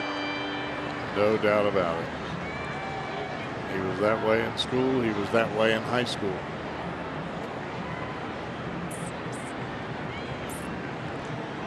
There's certain players that you play with that you remember they hated losing with a passion, and it rubbed off on everyone else. It wasn't about what you hit for the year. You never heard Will Clark say, well, at the end of the year, my numbers are going to be there. Never. It was all about today and winning the ball game. And what can I do to help this club win?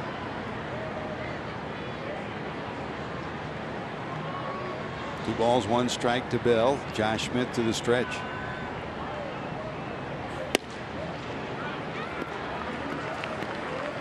He's been busting him inside this hold at bat. 3-1.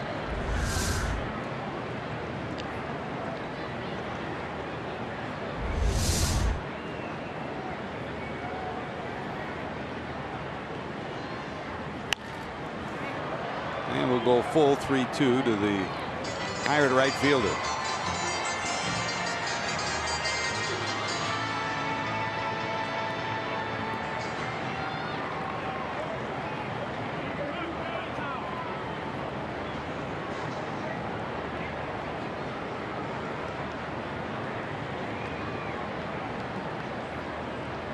Rogers off second.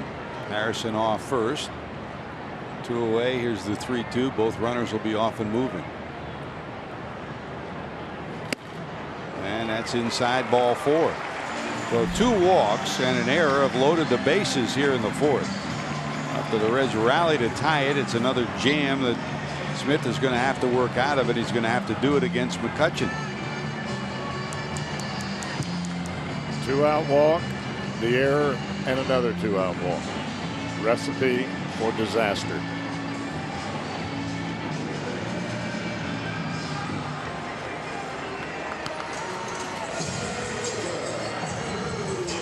There's McCutchen. He walked back in the 1st inning and then hit a fly ball to center, and it looked as if Peraza had doubled up Josh Bell, who was trying to advance on the fly ball from 1st to 2nd.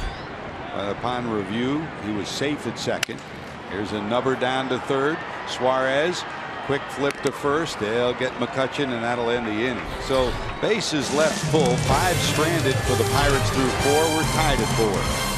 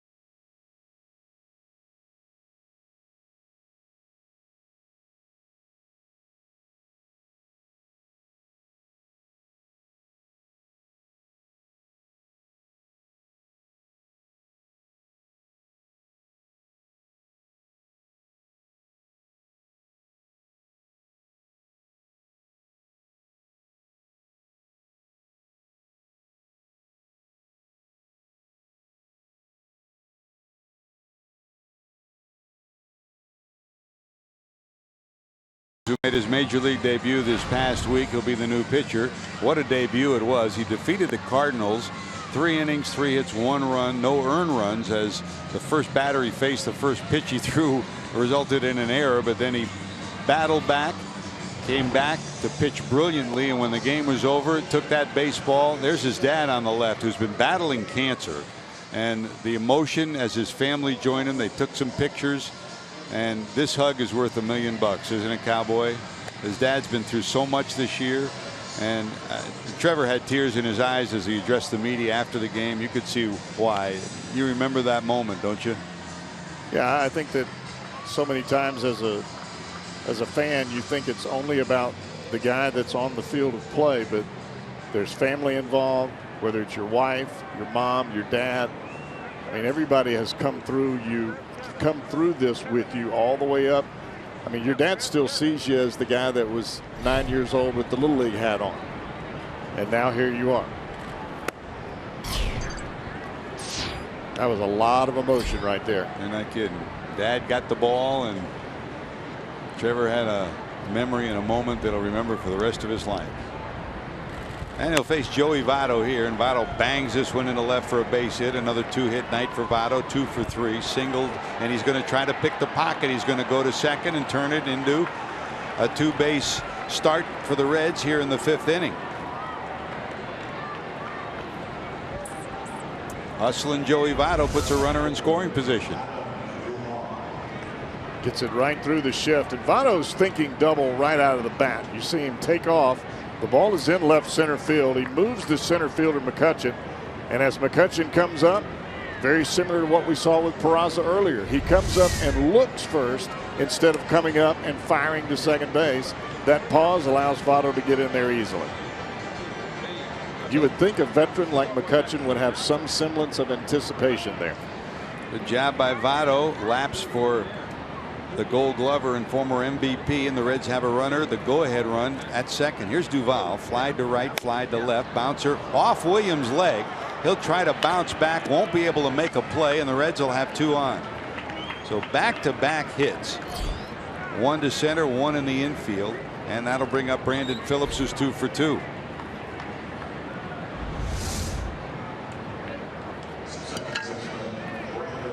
Looked like it hit on the instep of his left foot.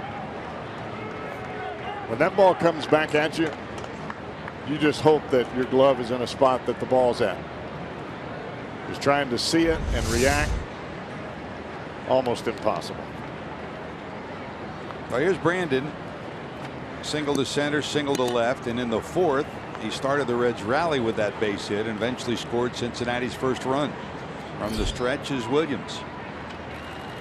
Show and bunt. Takes a ball.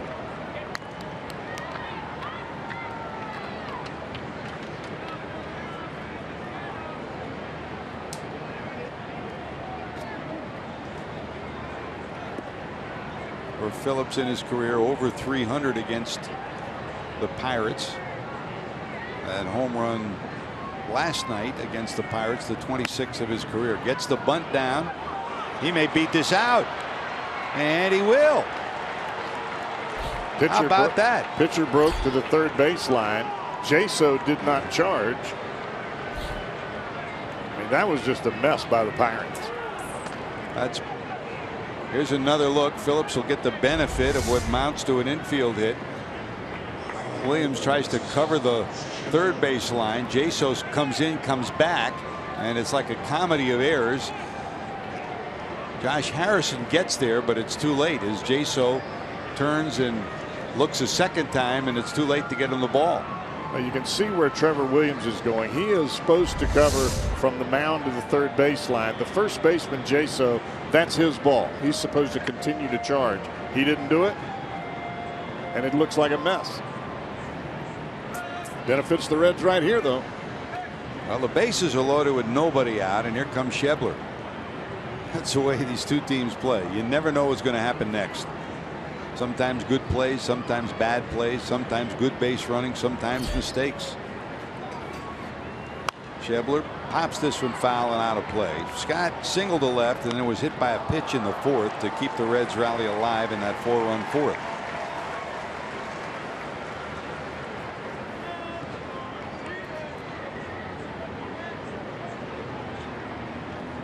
A double and 2 infield hits have loaded the bases for the Reds. Pirates will stay back, double play depth, middle of the infield. Fastball up and in. 1-1.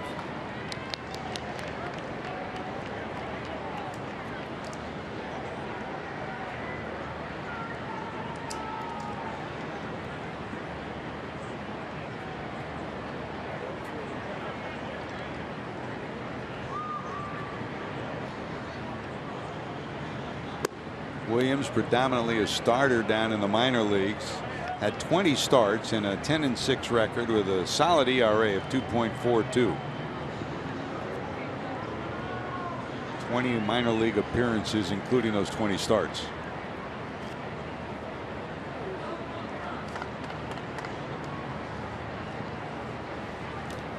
In the dirt, that'll kick away, but no advance. That's a good decision by Votto there. If you're Billy Hamilton, you take the chance. If you're Joey Votto, you do not take the chance. There's nobody out in the inning. You got the bases loaded. You don't know if you can make it 100% sure. You stay right where you're at. It's a ball, so it's 3-1 too. 3 balls, 1 strike. No place to put Schebler for Williams.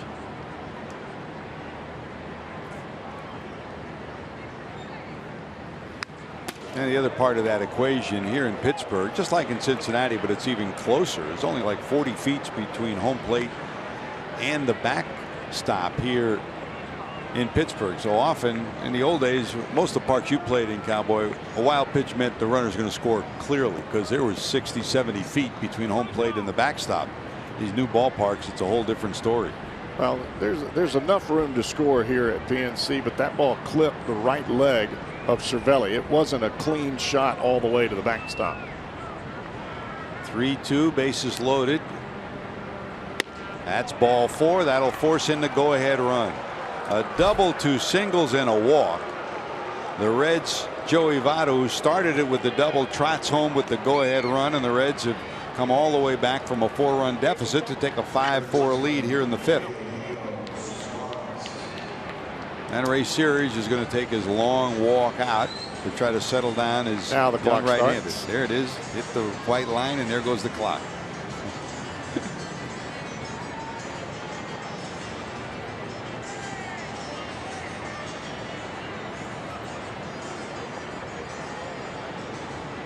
Looks like the Pirates have righty-lefty action down in their bullpen. Maybe just a right-hander. Tough to see from our viewpoint. While they chat, we'll remind you Friday, September the 16th, join the Reds in celebrating Hispanic Heritage Month with Fiesta Rojos. Don't miss the pregame festivities and a postgame fireworks show featuring a Fiesta Rojos soundtrack. Thanks to AAA. For tickets, call 513-381-REDS or visit reds.com.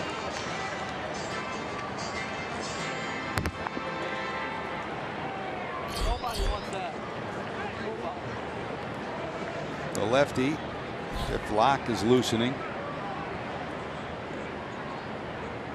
Base is still loaded. And here comes Suarez. Suarez base hit, plated a run last time up.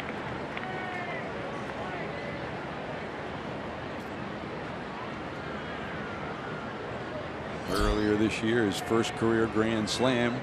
He'd love to pick up number 2 right here. Down to third. They'll come to the plate for one. On to first. And they got him.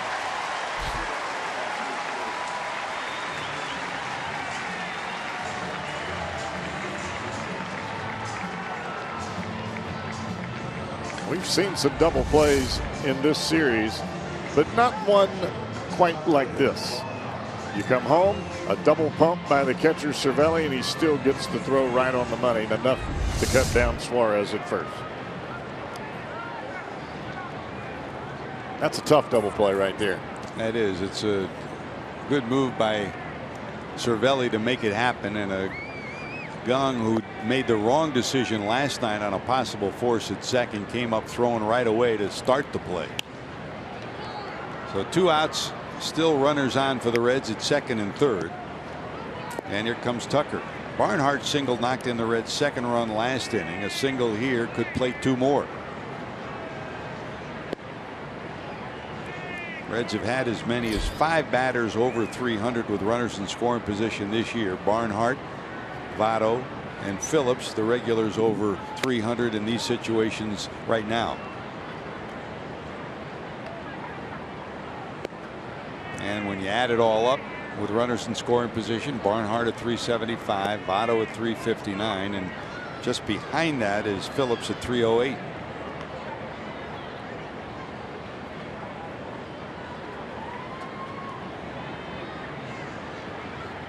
Seems like the Cardinals always have somebody that's either 1 and 2, right? Piscotty this year.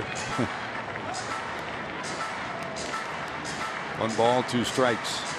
Now, the Cardinals have really not hit well with runners in scoring position this year, but they have hit the ball out of the ballpark with more regularity than we've seen in years past.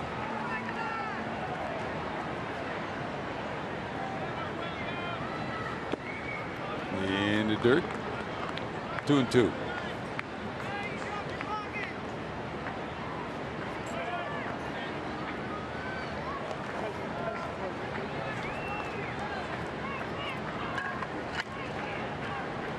Double by Votto. Infield hit by Duvall. Infield hit by Phillips, and a walk have given the Reds a 5-4 lead here. There's the 2-2 to Barnhart. And that'll reach the seats down the left field line.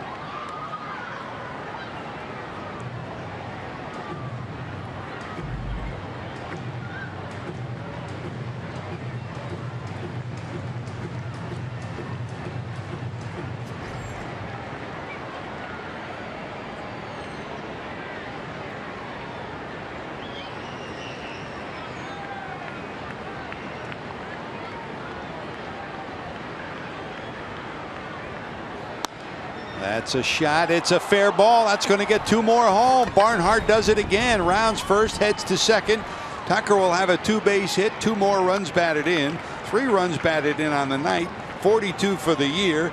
And Barnhart has given the Reds a 7-4 lead. Boy, after that double play ball, it looked like the wind was taken out of the Reds' sails. But Barnhart, as I mentioned earlier, maybe he just needs to hit all the time with somebody aboard. That's a big time swing right there. Not a bad pitch. Pretty good swing by Barnhart. And as he delivers that base hit to give the Reds a 7-4 lead, all of a sudden the wind has picked up big time here. You can tell by looking at the radar that the rain is knocking on the door of downtown Pittsburgh, and right now the wind's blowing out at about a 30 to 35 mile an hour clip. It is imminent.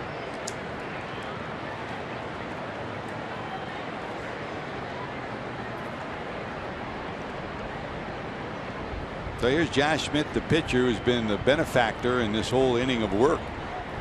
Barnhart out at second, fouled off by Josh. 1 ball, 1 strike.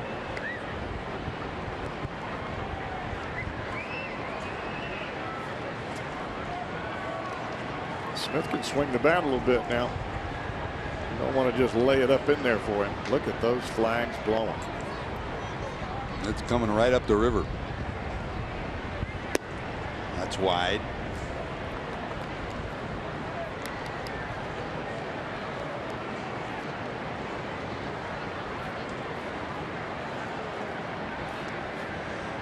You got to hold that with both hands right now, Cowboy. That's on the bridge. Hang on, Bucko. Hang on, Bucko.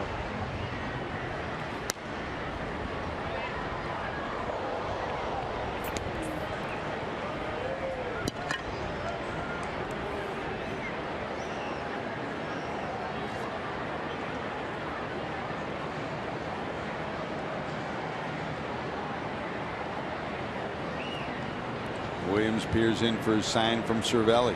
Here's the 2-2 with 2 away. That's a call, strike 3, but the Reds send 7 to the plate in the 5th inning. Break open the 4-4 game. Tucker Barnhart gets his 3rd run batted in.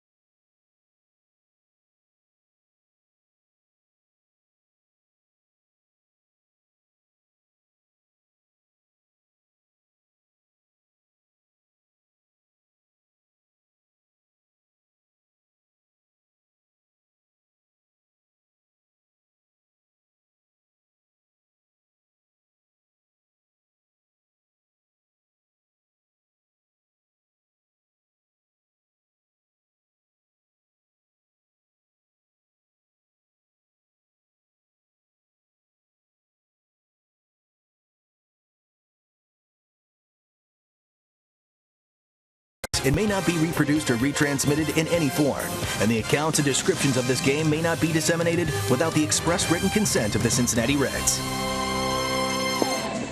And don't forget, every weekday morning, Skip Bayless and Shannon Sharp go head-to-head on the day's hottest sports topics, Undisputed, with Skip and Shannon, weekdays at 9:30 a.m. Eastern, 6:30 a.m. Pacific, only on FS1.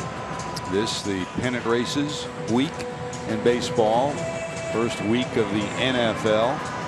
Steelers are, of course, on the road in a Monday night game.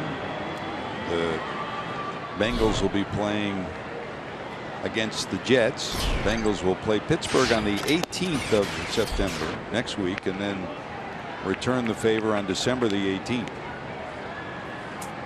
College football as well, a big story for Skip and Shannon coming up tomorrow morning. By the way, college football today, the Buckeyes won over Tulsa 48-3. Cincinnati a winner over Purdue 38-20, and Florida defeated Kentucky 45-7. 1 ball, 1 strike to Polanco, fouls that off his foot. Polanco popped out, flat out 0 for 2. 2 different ball games. Another look at the foul ball off Polanco.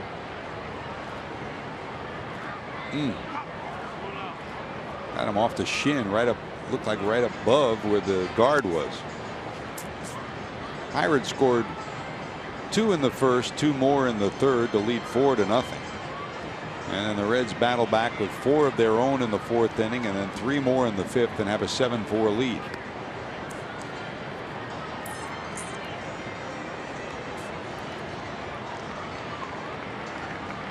Ooh, right below the knee. You see so many hitters with their shin guards or the guards down around the ankles. Doesn't always protect you on a ball like that. A lot of times they'll hit it off their back foot. And Matt Williams used to do that a lot. I don't know how the heck he did it, but he did. Way out in front, just gets a piece to hang in there. 1 ball, 2 strikes.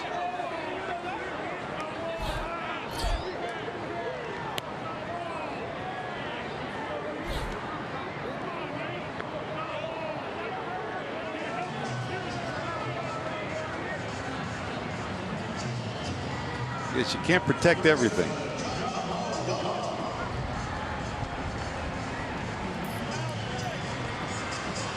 No, Polanco out. He argued that he had a piece of it. Says the home plate umpire, and there's 1 away here in the bottom of the 5th.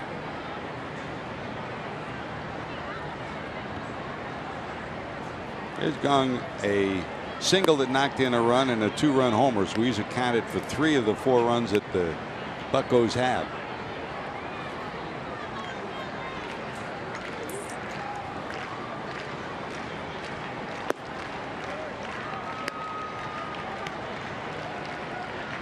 That's Josh Smith's ball game now with a 3-run cushion he's been given.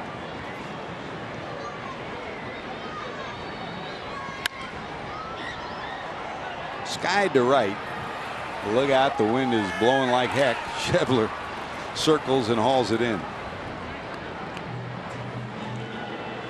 Hey, with MLB.com Premium, watch out every out-of-market game live on HD on over 400 supported devices, including a free subscription to At Bat Premium, the #1 app for live baseball.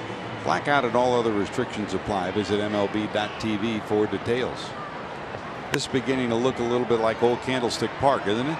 Yeah, and the rain is just now coming. This out right here is so huge because when the rain comes, it's going to come hard. You let JSO get on and they stop this ball game, it's not a full game.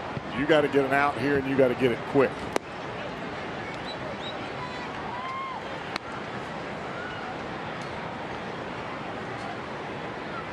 JSO tonight, a walk and a strikeout.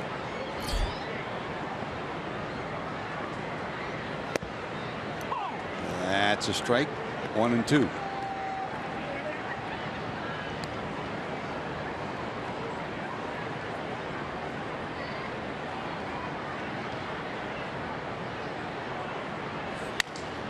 Nub down to second. Phillips will smother it, get the out, and that'll do it. We have ourselves a real game. An official game with the Reds leading 7-4. USAA honors those who have served and all of our service members at home and abroad.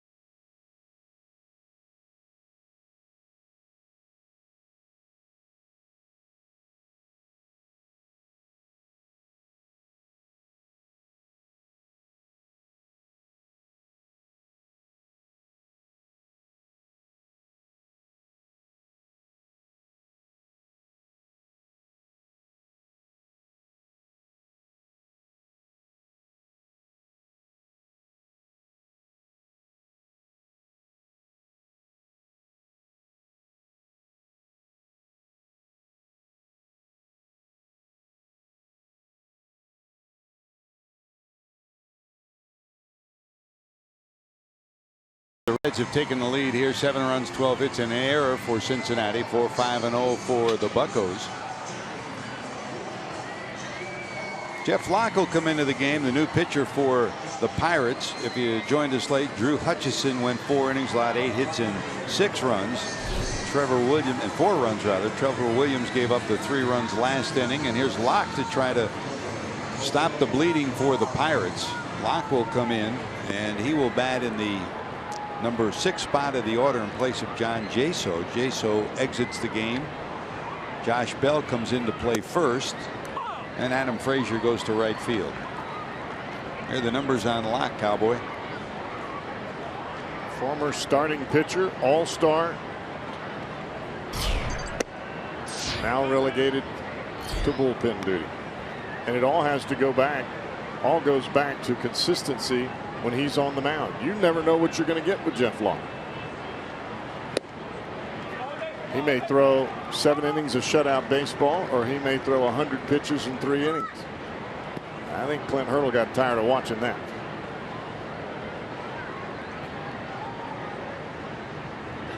He was a spring training project this year. Peraza takes a call, strike 3, and there's 1 away as Locke retires the first batter he faces. They've tinkered with his mechanics. His motion a lot different than it was a couple of years ago, but still consistency not there. Nice. I think the biggest thing they're trying to do is get him to throw the ball over the plate.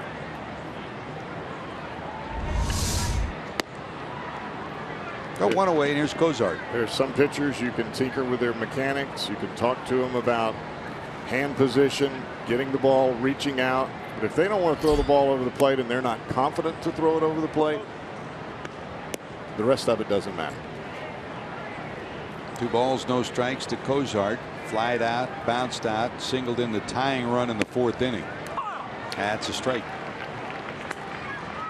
For the Reds tonight, Cozart, the tying base hit in the 4th. Joey Votto has a couple of hits.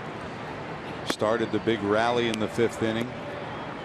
Brandon Phillips 3 hits. Run scoring hit by Suarez, and Barnhart 3 runs batted in. That's a looping liner into the seats down the left field line. Full count, 3-2.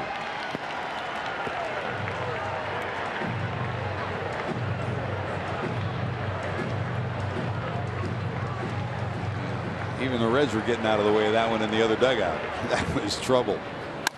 That's a shot right back through the middle.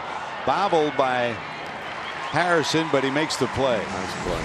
Great play on a line shot off the bat. It looked like it was knuckling at Josh Harrison, but he robs Cozart of a hit. The shift takes this base hit away from Cozart, and there's 2 away.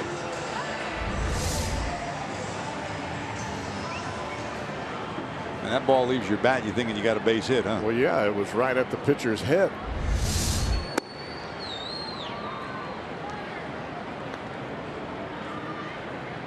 There's Joey. Votto singled in the 1st, left stranded, struck out in the 3rd, then doubled to start the Reds rally in the 5th. Check swing fouled off, 1-1.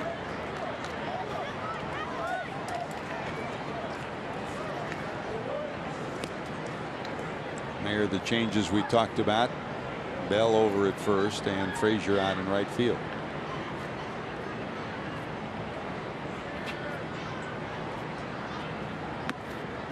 Breaking ball down and away.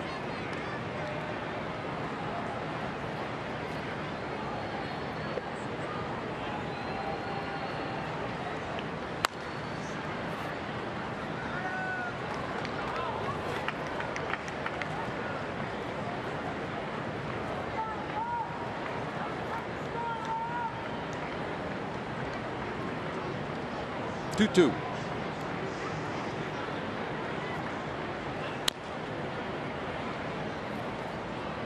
That's dribble foul to the right side, and Votto digs back in at 2 balls, 2 strikes.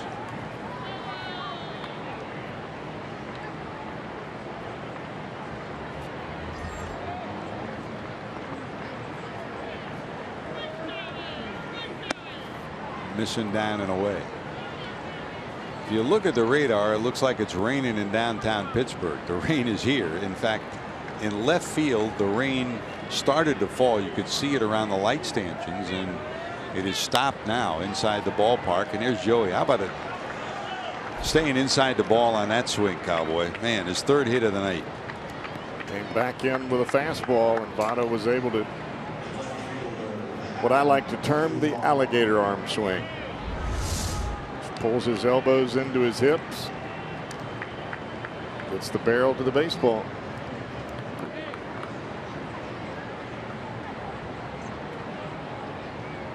You can see that back elbow just really grind into the rib cage. Create the power with your hips. 2-out single for the Reds, and here comes Adam. Duvall flied out twice and then reached on a line shot back off the pitcher Williams' leg for an infield hit.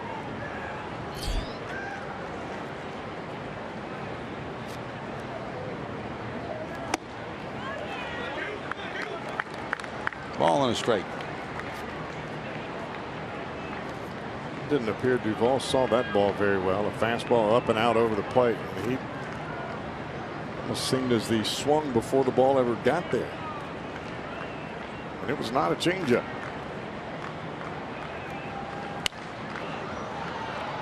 Out in front of that changeup, pops it up, but it'll be in the seats.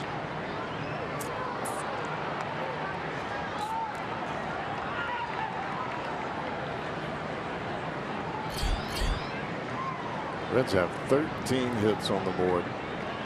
We still got some game left. Blank through the first 3, but have erupted in the last 2. 1-2. Popped up, giving chase his Bell, and he'll run out of room.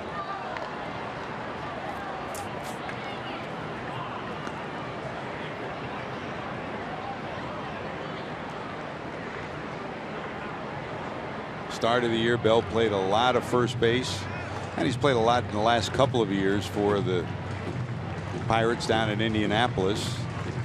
But they kept playing him 1 day a week out in the outfield, knowing that he might have to play there too.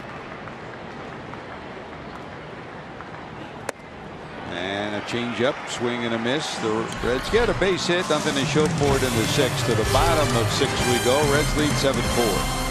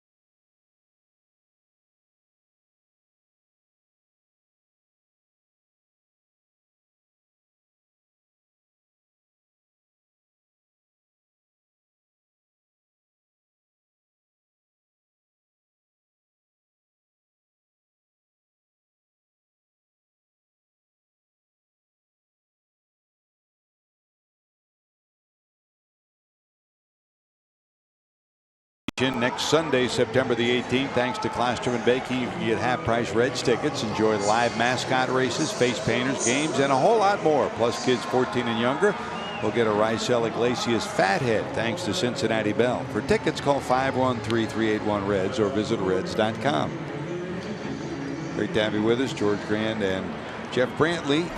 Back in the studio, Jim Day and Brian Giesenslaw will be filling us in on what's happening around the world of baseball later on during the game, and then of course with our post-game show. Here's Francisco Cervelli, who leads it off, bottom of 6. He's hitting 7th. Mercer will follow. And then Frazier hitting in the 9th spot.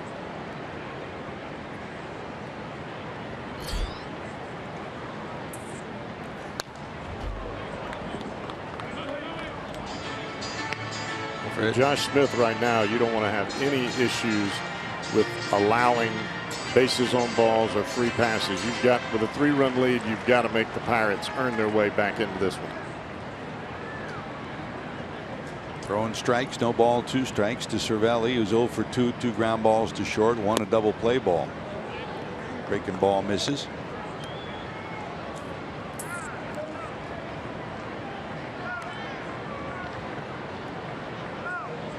Eight-game losing streak by the Pirates put their postseason hopes in jeopardy, and last night's win by the Reds dealt them another severe blow. Cervelli doesn't like the call at all and is jawing with Lance Barrett. I thought the pitch before that was a strike.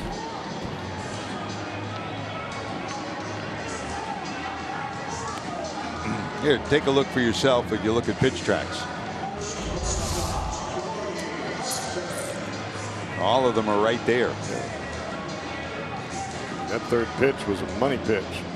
Should have been rung up then.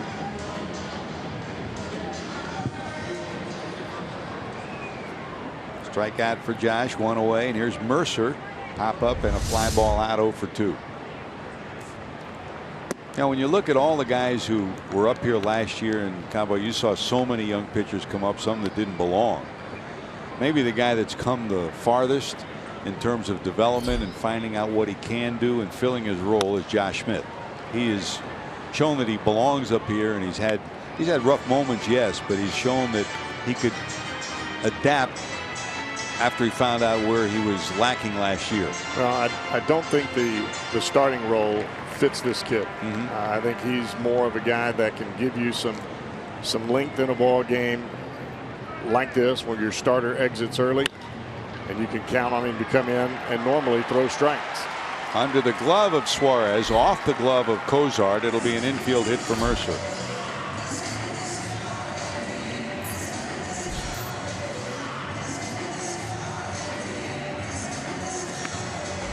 Toughest part about doing what Josh Smith is doing, and I mentioned it earlier, you're not going to get regular work, so you have to keep yourself ready, not only from a physical standpoint but from a mental standpoint. You can't get disappointed because you're not pitching in the 6th inning or 7th inning of a 4-3 game. You have to dominate in these types of instances if you want to get to the back end of the bullpen.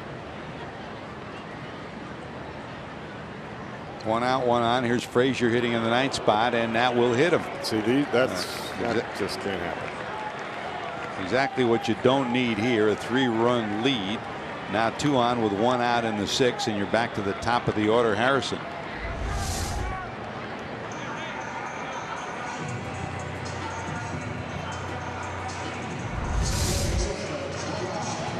And there's some leeway that you can give guys when you first come into the ball game, you haven't pitched a whole lot, and you make a pitch that's 2 feet inside and you hit a batter. I get that because you haven't been out there in a while. But he's already had an inning. He's already had some experience on this mound, and that's just trying to do too much. The bottom of the order hits down there because they're not very good hitters. You don't want to face 1, 2, and 3 in the top of the order with runners aboard.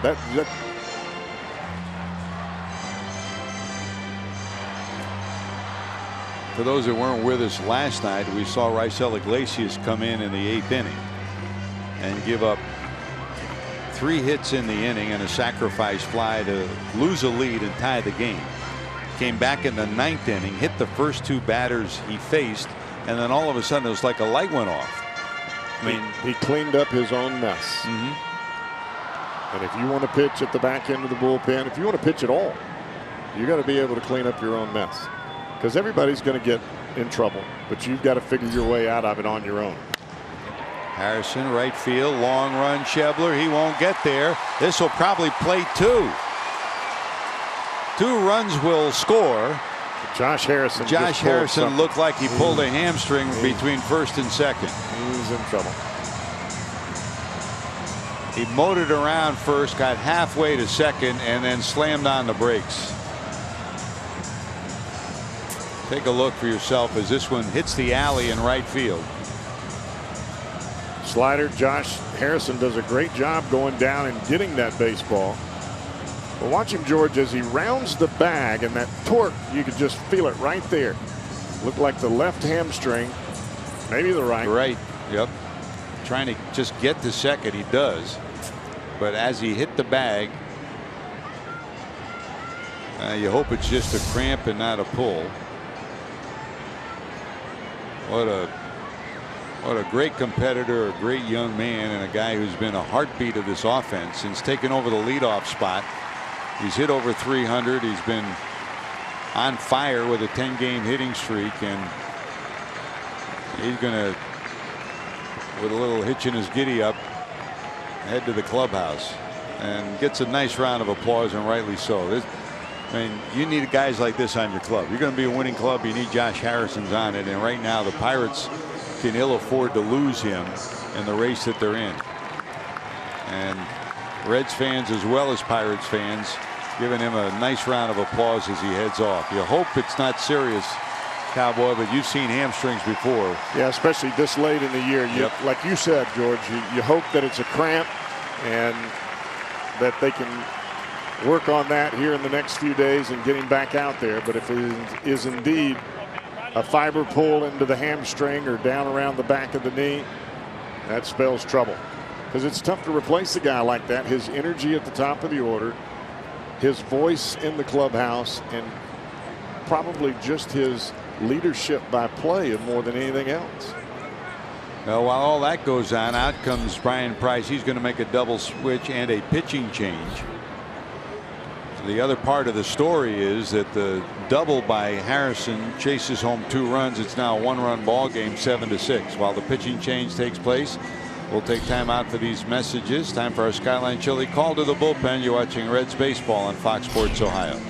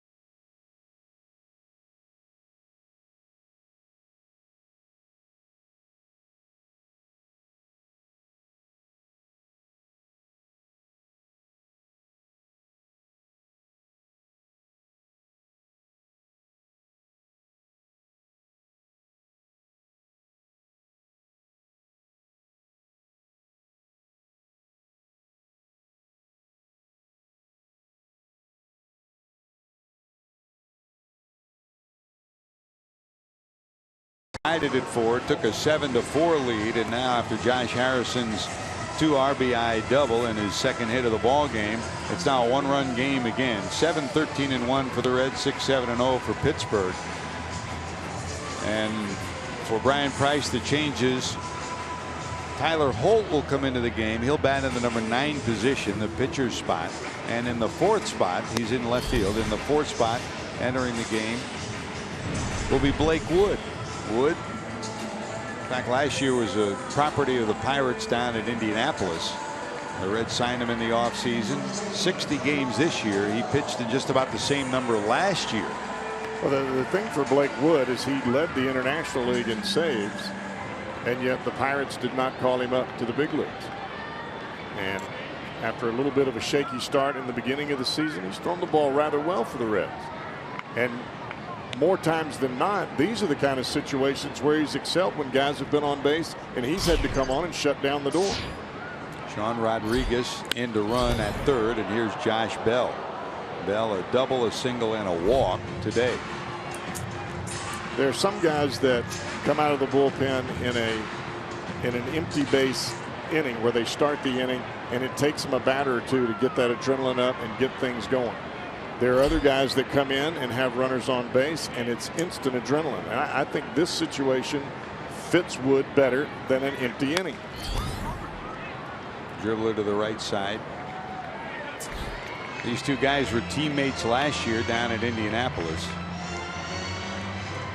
You know, really, if you add it up, if the Indianapolis Indians had Blake Wood this year, they'd probably be in the race for the Governor's Cup and the championship. He ended up with 29 saves last year for them. They really were woeful in the closing innings of games this year. They lost 14 games when they had a lead after 6 innings at Indy this year. That fastball is up and in.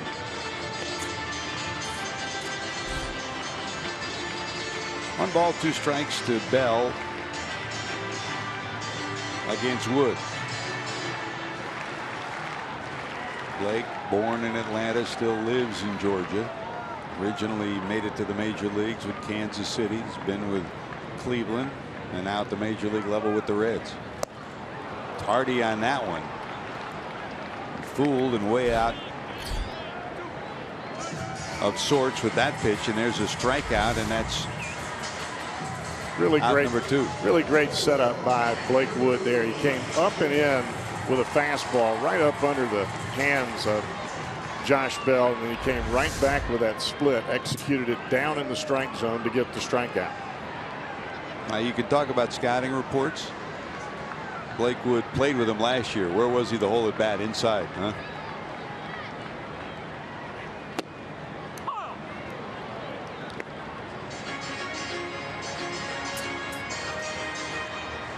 Here's McCutchen, a walk, a fly ball out, and a bounce out. 0 for 2. Reds clinging to a 1-run lead, tying run out at second.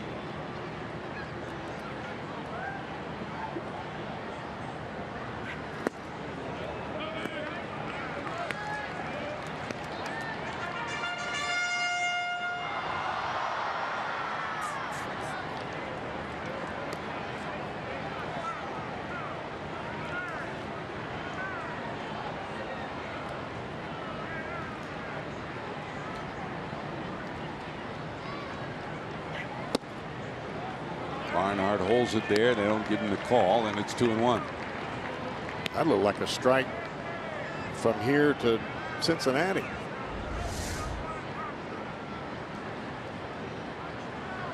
And Fox Tracks agrees with it. It was all over the plate. Corners are there for a reason.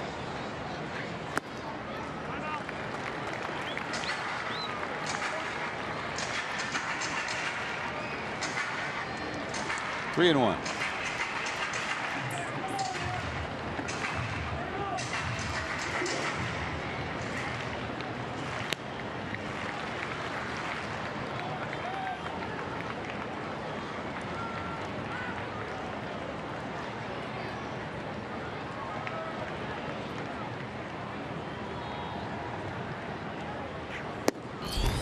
Fastball misses, ball 4. Now first and second, tying run in scoring position. Go ahead, run down at first, and here's Polanco, who's 0 for 3.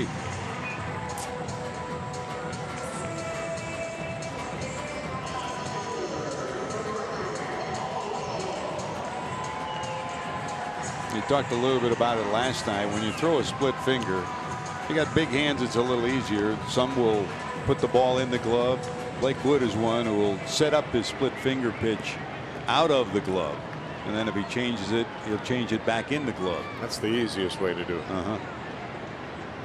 Trying to get it in the glove, that's a little tougher.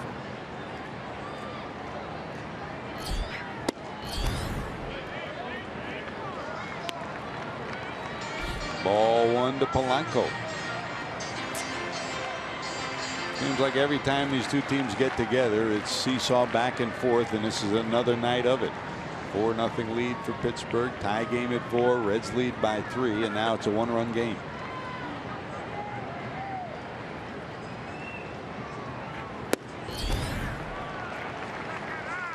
And it's 2-0.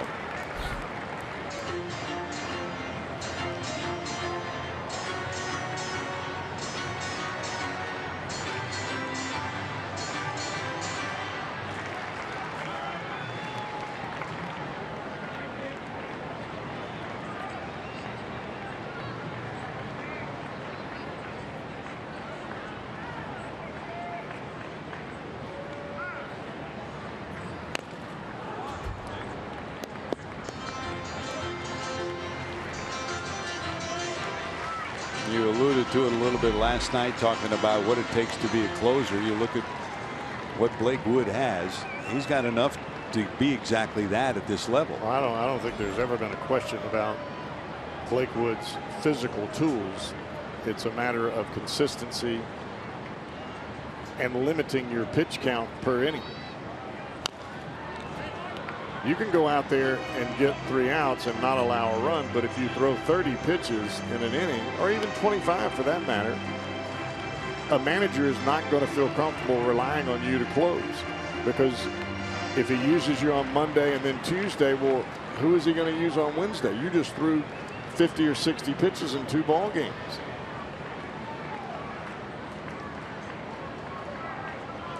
Comes down to command. Woods battle back to 2-2. You look at the stuff that Blake Wood has. I mean, his fastball is at 98. He's got a split finger that just drops off the table at 90, and he's got a great slider. Now, we can talk about that all day long, but the guy that really has to believe it is that guy right there.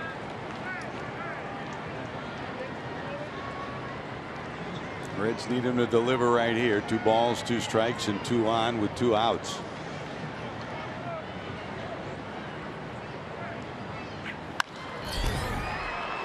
Phillips gobbles it up, and that'll do it. Nice 2 job. stranded. The Pirates have stranded 7, but 2 score on the Harrison base hit.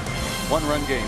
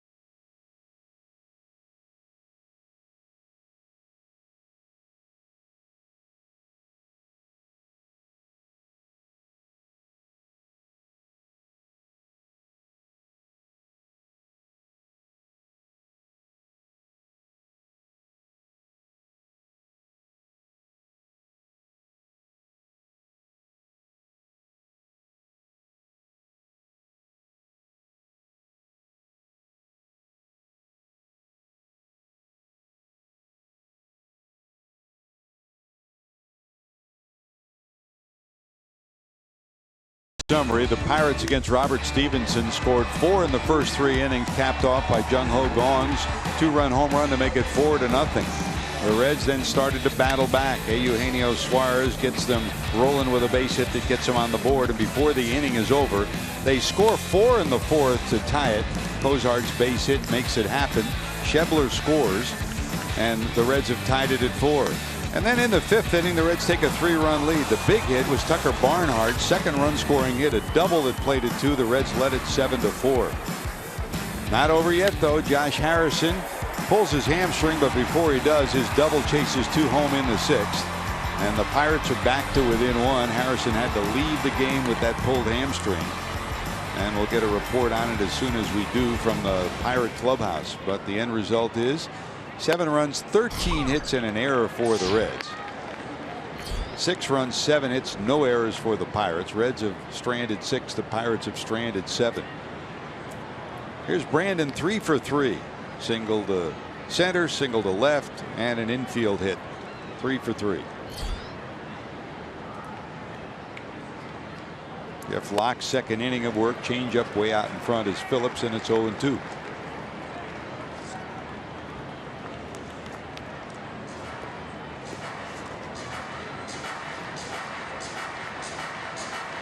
Sean Rodriguez stays in the game. He came in to pinch run for Harrison. He's in the game at second base.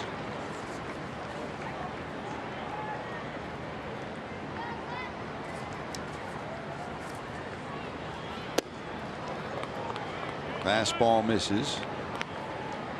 Phillips against Locke, 6 for 28 and a .214 average throughout his career. Locke has seen a lot of the regular Reds over the years. Votto's batted against him 27 times. Cozart 15 with a homer. Suarez has a homer off him too. Sean Rodriguez has taken over for Harrison at second base.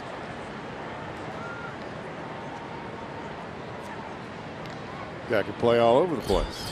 Second, first, outfield.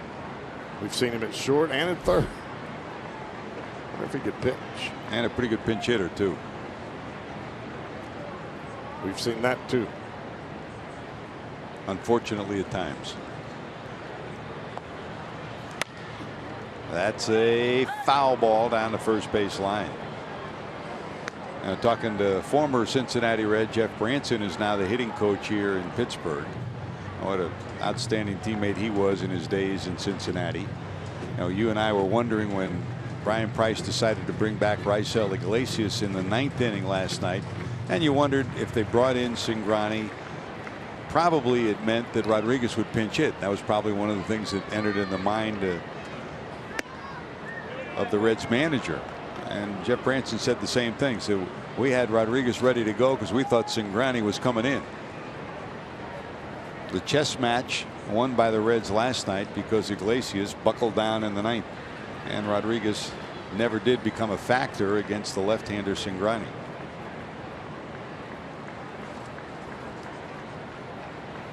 Two. That's a call, strike 3. Leadoff hitter retired here in the 7th.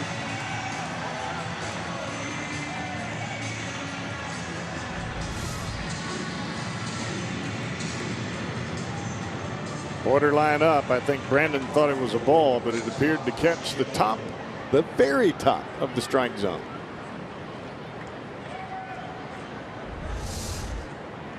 Three strikeouts for Locke in his inning and a third of work thus far. And here's Schebler.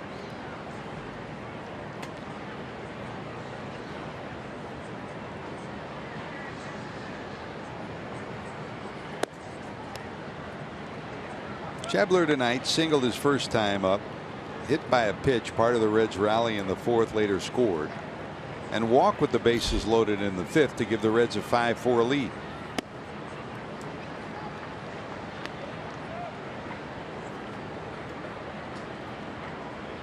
Now at home, you know where the towers are, and you can tell when the rain is coming. Here, you have to use your aching elbow, your aching shoulder. You know it's coming. What does your radar tell you, Cowboy? Well, I thought it was coming when that wind picked up the way that it did so dramatically earlier. But it appears that we don't have a big window, but we've got a small amount of time before I think it's really going to hit. 2-1. Schebler bounces it down the first base line. Nice play by Bell, and he'll tap the bag. I'll put it this way. I would like to keep the lead just in case.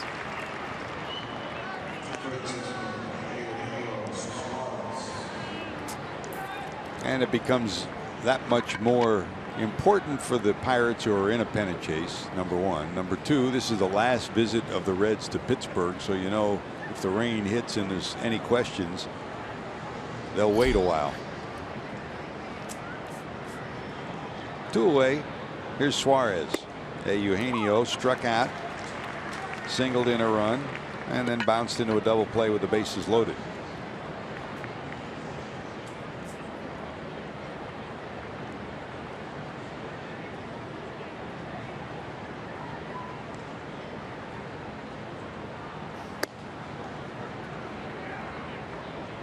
Fastball misses up, 1-1.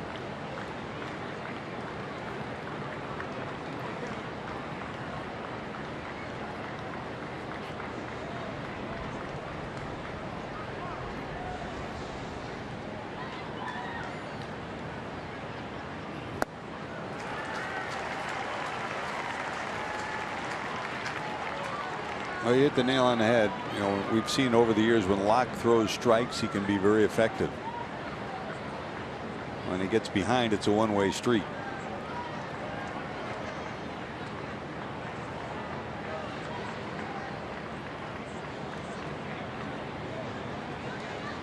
A 1-2.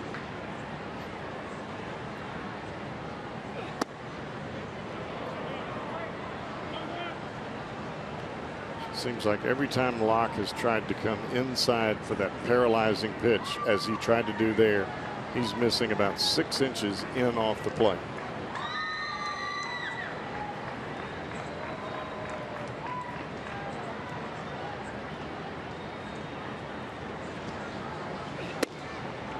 Does it again. Same spot.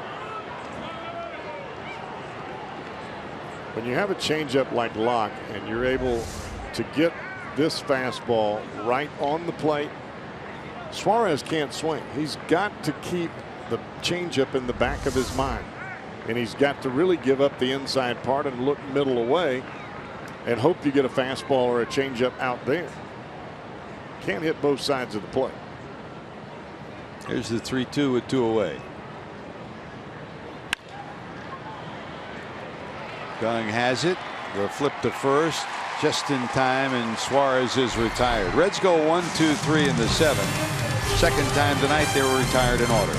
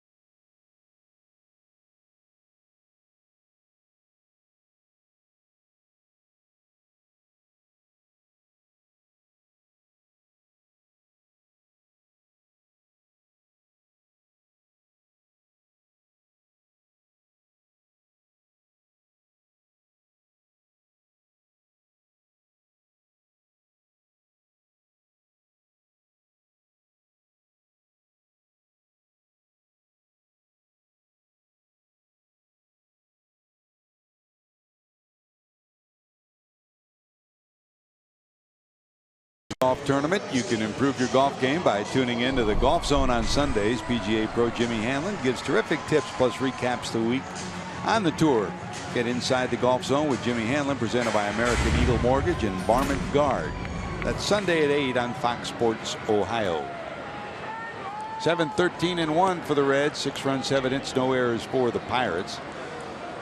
Reds have stranded 6. The Buccos stranded 7. Blake Wood back to work as we go to the bottom of 7. Well, the Reds clinging to that 1-run lead. 5, 6, and 7 in the order for Pittsburgh. The 2-run home run by the Pirate third baseman back in the 3rd gave the Pirates a commanding 4-0 lead at that point. That was off Robert Stevenson.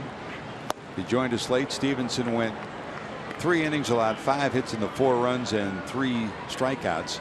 Cowboy, when you add up his night, how do you evaluate it? Talking about Robert? Yeah. Just had a tough time with command early. That was the one thing we touched on as we started the ball game, that it is about fastball command. If you can get your fastball located with a consistent basis, he's fine. But he had a little difficulty early, especially with a couple of runners aboard early in the ball game, was overthrowing a little bit. It's just a learning lesson. Josh Smith followed 2 in the 3rd, couple of hits and 2 runs, and Blake Woods working in his 2nd inning of work. But the key with any of the young players, young pitchers, really doesn't matter what position that they play. You want to see incremental adjustments that they've learned from some of their past failures at this big league level or in the past in the minor leagues. If they don't adjust as they move forward, they're not going to be here. Some of that adjustment comes internally. Some of it comes from your coaches. And there was that one shot we had with Stevenson sitting on the bench next to Dan Straley. Straley's provided some of that for these young pitchers this year, hasn't he? He has. Look out. Did that get him? Ball 4 anyways. So Gong will reach the leadoff hitter on here in the 7th. And pinch hitting will be Matt Joyce. Joyce, the veteran pinch hitter, will come up with 1 on. 6th walk of the night for the Reds. 2nd by Wood, 6 of the night for Cincinnati. Here's Joyce, the #1 pinch hitter on this ball club. He has been one of the best in both leagues. In the American League, did a lot of it. In the National League, #1 in runs batted in, and in pinch hit home runs, he's got 4 of those. He had a key walk as a pinch hitter earlier in this series as well. There's a strike.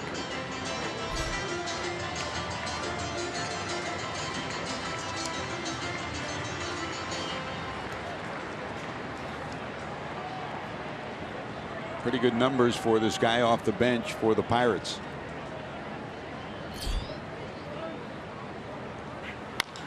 Bounce down to 2nd. Can they turn 2? 1 at 2nd, on to 1st. Yes, they do. Another double play for the Reds. And their victory last night and so far tonight, the Reds have used the double play to their advantage. It's a darn good one, turned by Phillips and Cozart. This was not an easy ball to turn a double play on. It was topped. Phillips got to it quickly, got his feet set. Cozart unloaded a bullet to Votto. Clint Hurdle holding his hand up, waiting to decide if he will challenge or not. Down at 1st, and he finally drops the hand, and Wood will go into his stretch. Close play down at 1st. Votto takes the wicket hop, and he'll take care of that. Well, it would look like trouble. A leadoff walk turns into 2 pitches and 3 outs, and the Reds cling to a 7-6 lead.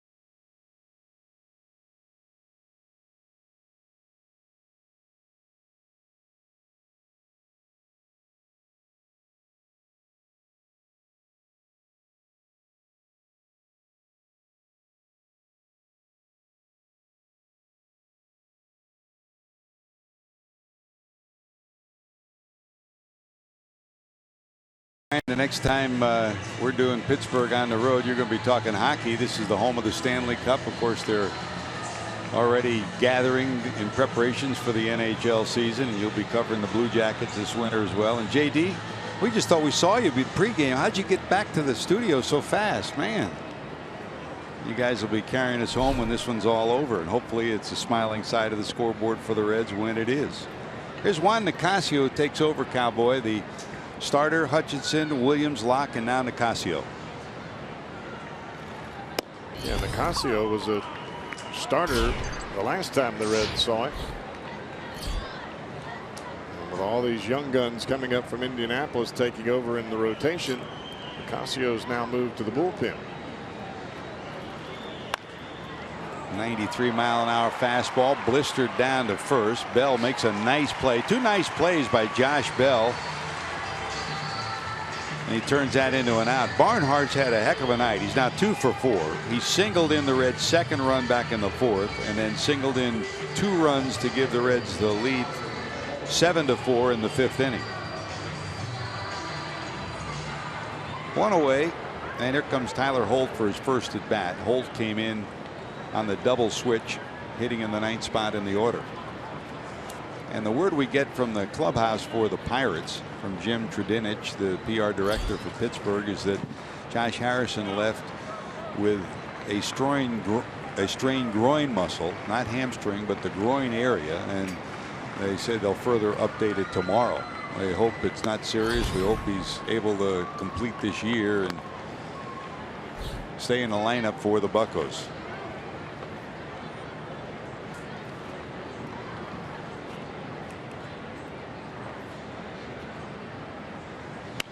Just like Josh gives the Pirates energy, Tyler Holt does the same thing for the Reds off the bench. High energy kid, had a big hit in last night's ball game. Kept the Reds rally alive as Cincinnati rallied in the 8th and 9th inning, and in the 9th his base hit to right followed a base hit by Suarez and set up the sacrifice fly by Peraza that got in the go ahead and eventual winning run. 1 ball, 2 strikes.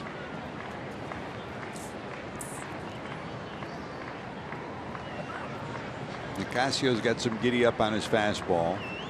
Power pitcher. Up there at 95, swing and a miss for out number 2. And strikeout number 1 for Nicasio. Tough to catch up with this pitch anytime. Ball up around the helmet. As it comes out of the hand of the pitcher, it looks like it's about belt high. But as you swing, you realize that's not belt high. I swore you threw uphill when you pitch. You know that? A lot of hitters used to say that. Man. But I wasn't as big as Juan Nicasio now. Yeah, I might have been throwing uphill. Your fastball looked like it was turbocharged. It just exploded up in the zone.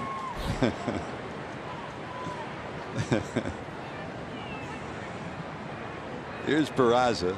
Popped up twice, singled in a run, and struck out. 0-2.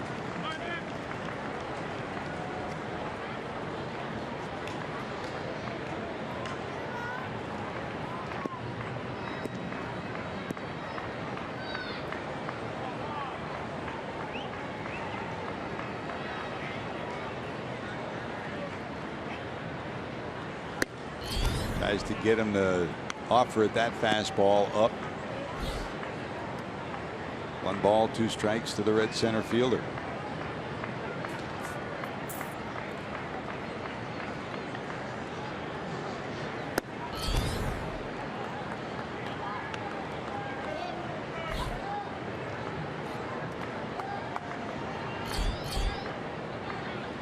Cozart on deck, Votto to follow if the Reds can keep the inning alive.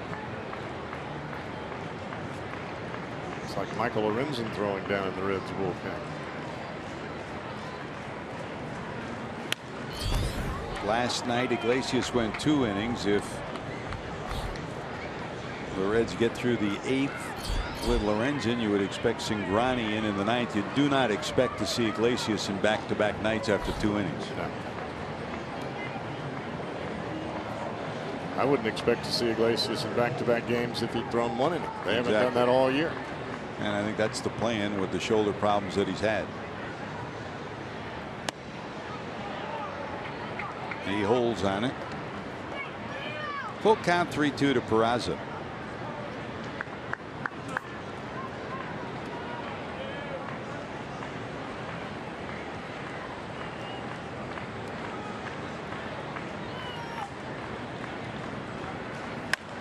That's a liner, fair ball into the corner.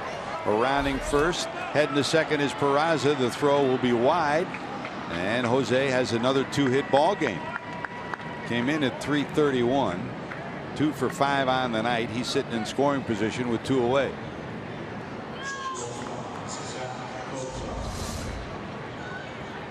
Just takes this fastball. It's up. Doesn't try to pull it. If you try to pull that ball, you're going to pop it up into the air. He gets on top of it. It's out over the plate. Just shoots it right down the right field line. There's Cozart. His single to left in the 4th knocked in the tying run and not the game at 4. 1 for 4 on the night thus far.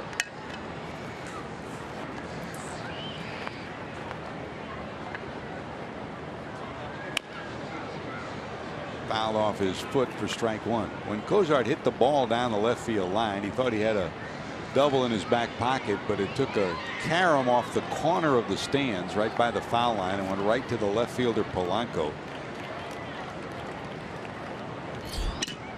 And they forced him back to first, and as he slammed on the brakes and threw him out to end the inning with the out. Look out.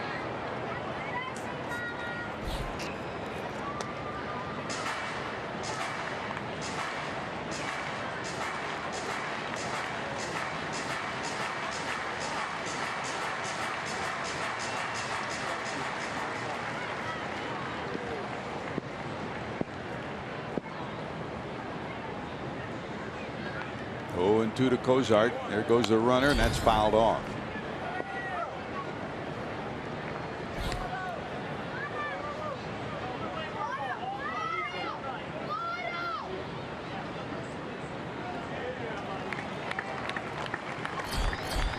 Trying to keep it alive for Joey Votto already tonight.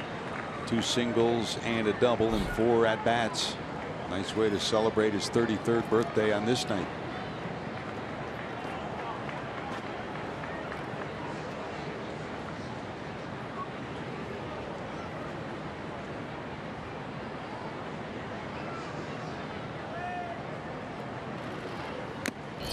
Fouled off, but held on to by Cervelli. Reds will strand a runner. To the bottom of 8 we go. Reds clinging to a 1-run lead.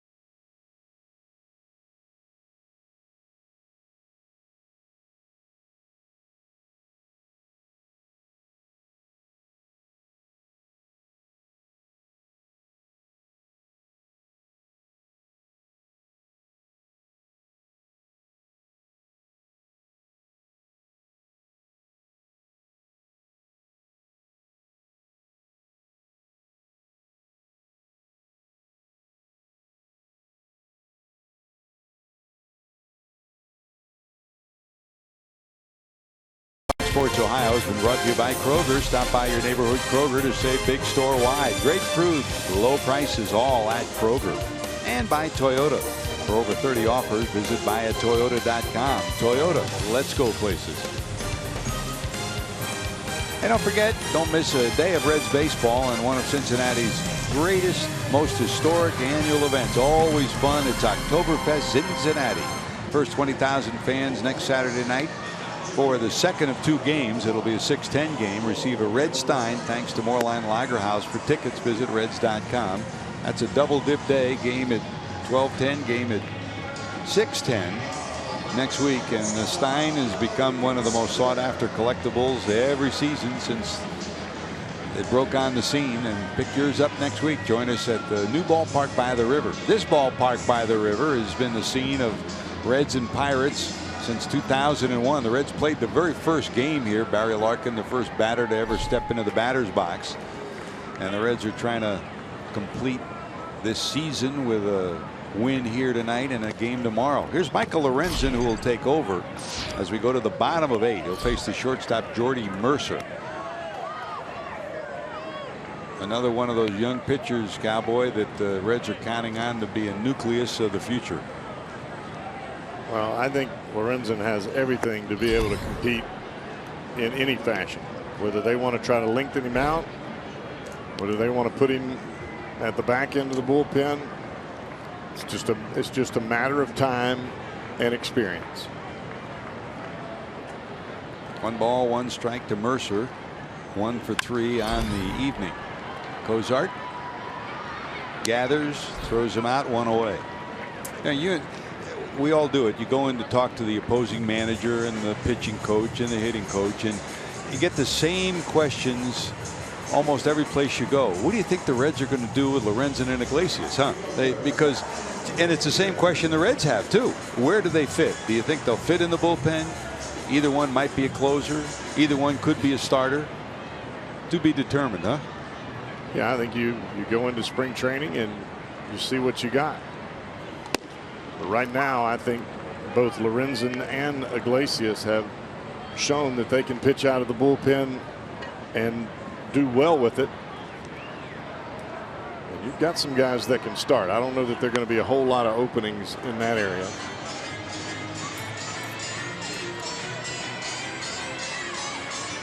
Adam Frazier's second at bat.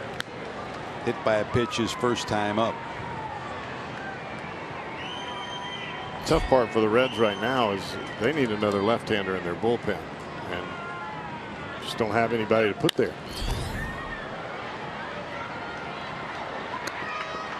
Speedy Frazier just nipped by half a step. Lorenzen had a chance at it, wisely let it go, and Cozart took care of it from there. The 6-3 put out, 2 away. And back to the top of the order with Sean Rodriguez, who will make his first appearance. This has been a memorable trip for Michael Lorenzen. You know about the story behind number 21. He wears that in honor of Roberto Clemente. Reds got in here late Wednesday night before the Thursday game, and he spent about 2 hours till 1 in the morning at the Clemente Museum with the Clemente family. Went back again yesterday with our own Jim Day. And really, I spent some time with he and Roberto Jr. 2 days ago, and you could tell there really is an affinity between the Clemente family and Michael. There's a liner past Phillips into right field, a base hit. Well, that leadoff spot continues to be productive, whether it's Josh Harrison or Sean Rodriguez. Rodriguez on with 2 outs. Rodriguez can hit a fastball, even though this was a cut fastball.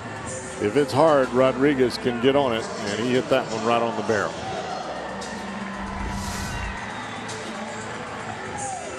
Well, here comes Bell. Josh, a double that knocked in a run, a single that set the stage for a 2-run rally in the 3rd, walked in the 4th, and was struck out by Wood in the 6th. Short lead for Rodriguez down at first. He represents the tying run here in the 8th in a 1-run ball game. Lorenzen to the stretch.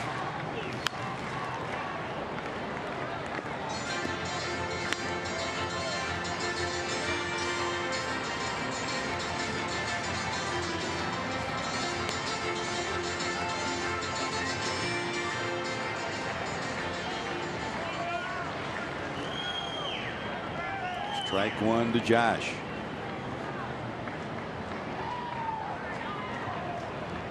Runner not going. This one nubbed to the left side. There is Suarez. He'll glove it. He jammed him and got him. So pitching inside's turned around there at bats against Bell. Going to the ninth. Reds by 1.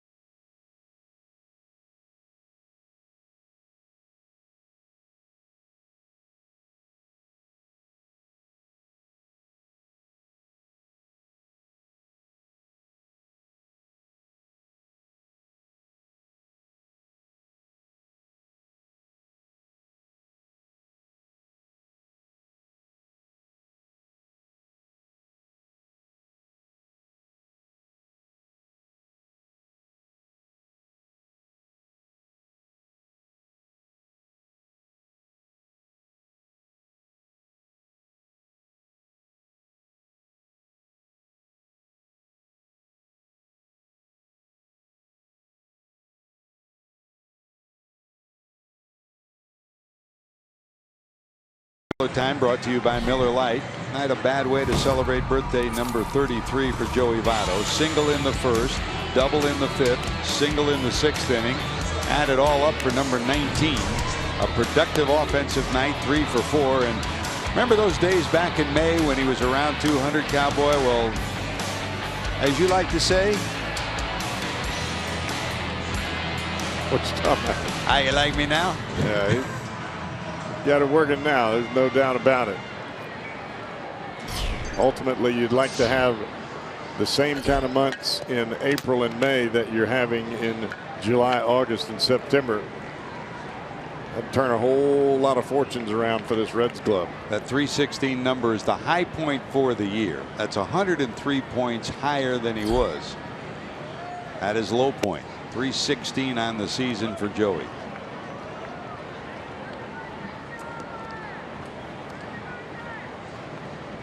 Votto leads it off, top of 9. Nicasio's second inning of work.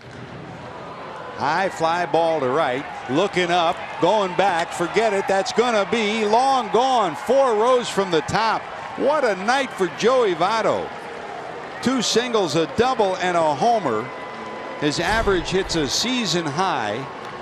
He continues to pummel the baseball. He came hitting .375 in September. He's close to 400 for the month of September. And for number 19, what a way to celebrate his 33rd birthday. And another 4-hit game for Votto. And he knew it as soon as he hit it. He put his head down and started on around the base paths. Adam Frazier out in right field. There was nothing he could do about that, but just watch it land. He wasn't sure if it was going in the river or not. 390 feet worth of homer.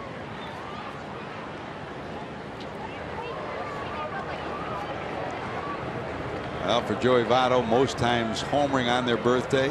Joey Votto twice. Tony Perez did it 3 times. Brandon Phillips and Eric Davis each did it twice in a Reds uniform. I didn't know that was a statistic. There's stats for everything. Evidently. Ken Griffey Jr.'s on that list too for Father's Day. Remember, he would always hit one for senior on Father's Day. Yeah. A bolt from Votto, and the Reds have put a little more distance. It's an 8-6 lead. Mercer, quick flip to first, and they'll get the out. De Jesus was hitting there. Ivan De Jesus pinch hitting, and he rolls one to short. Votto retired. Number 19 has put together a big night. 4 hit games for the year, Cowboy. How about number 4 for Joey? He and Peraza were tied. Believe it or not, Peraza was tied with Votto in 4-hit game. Joey says, well, not now. That last ball hit off the leg of Nicasio. 1-6-3. He is the definition of a professional hitter, isn't he? He is.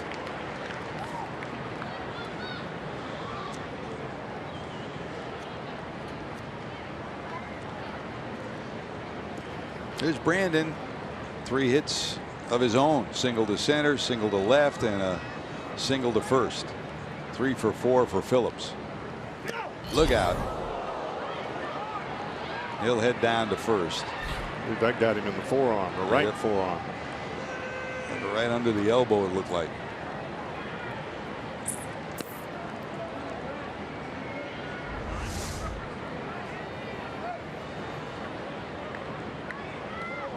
Maybe the hand. The home plate umpire, Lance Barrett, said, I got it, telling Reds manager, I got him going to first. Brian Price was already coming out ready to argue. Right. I think Brandon want to hang in there, get a 4-hit night of his own.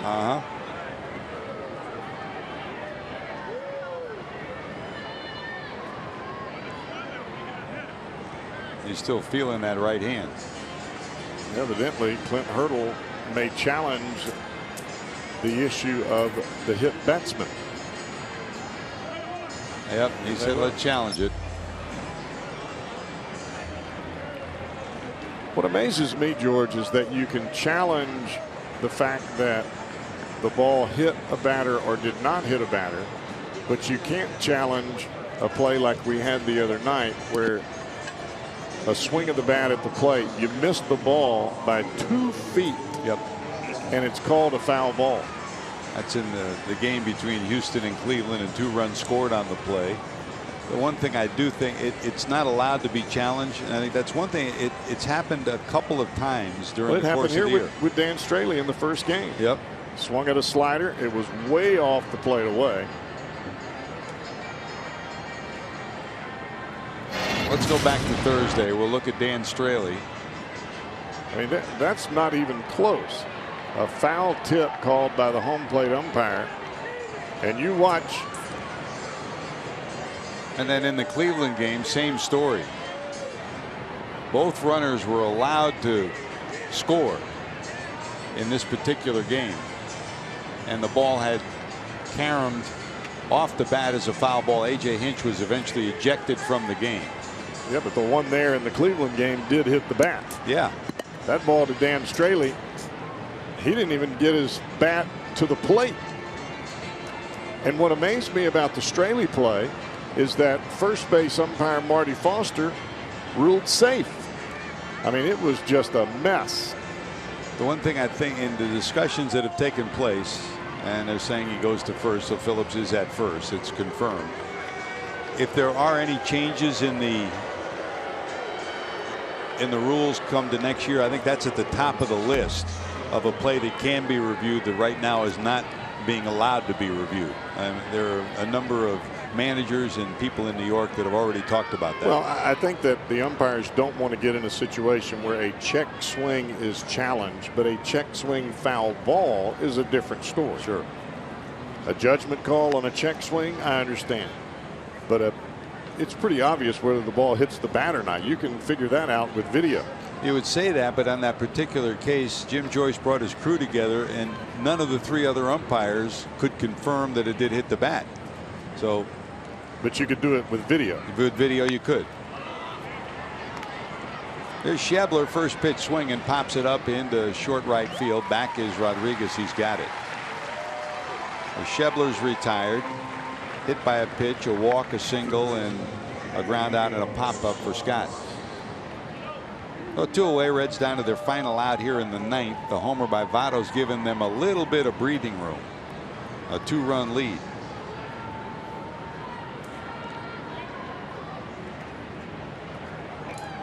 And Tony Cingrani is indeed getting ready to come into the ball game. Cingrani, the lone Reds reliever, loosening now.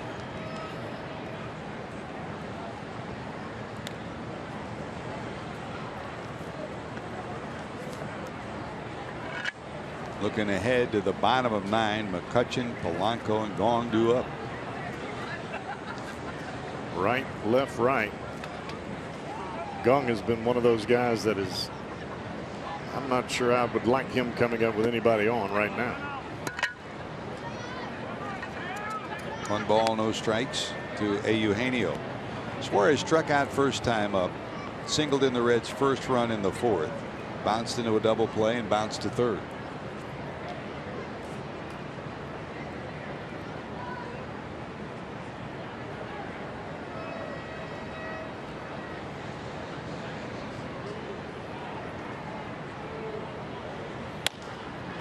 Right field into the seats, foul.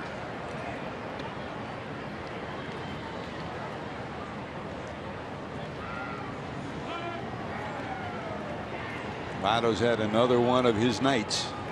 I mean, you can almost sit down every afternoon and say, here comes a couple of hits and a couple of walks. He didn't walk tonight, but he wound up with 2 singles, a double, and a homer.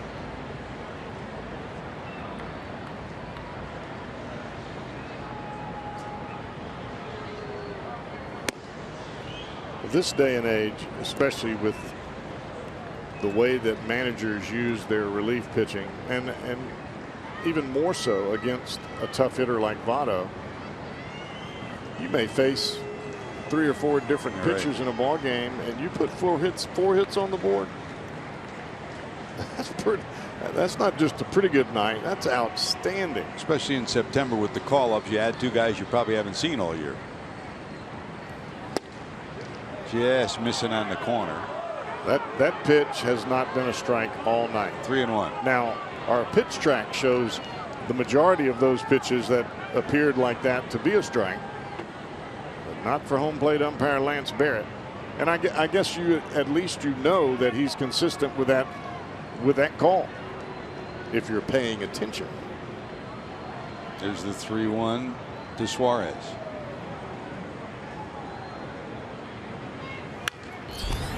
And we'll go full 3-2, so Phillips will be off and running with 2 away.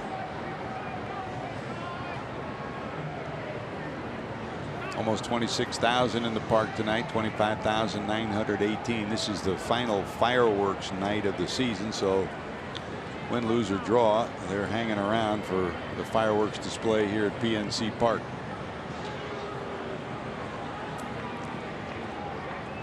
Three-2. Bell playing behind Phillips. He's off and running. That's up high, ball 4. So first and second with 2 away, and that'll bring up another one of the offensive stars of the night, Tucker Barnhart. Tucker singled in the Reds' second run in that 4-run rally in the 4th, and doubled in the 6th and 7th runs in the 5th inning to give the Reds a 7-4 lead.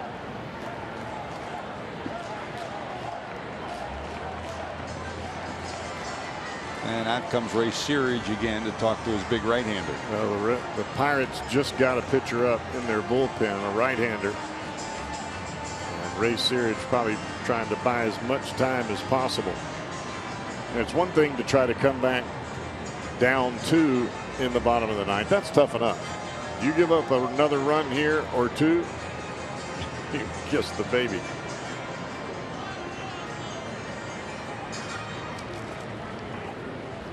Pirates clinging to wild card hopes. Already dealt a severe blow by the Reds. It pushed them 5 games back in the wild card hunt, in danger of going deeper into the hole tonight. And the likelihood of the Pirates getting to that wild card promised land, not real good right now. Even if they win tonight. Yep. There's Tucker with 2 on and 2 outs. That's high for a ball.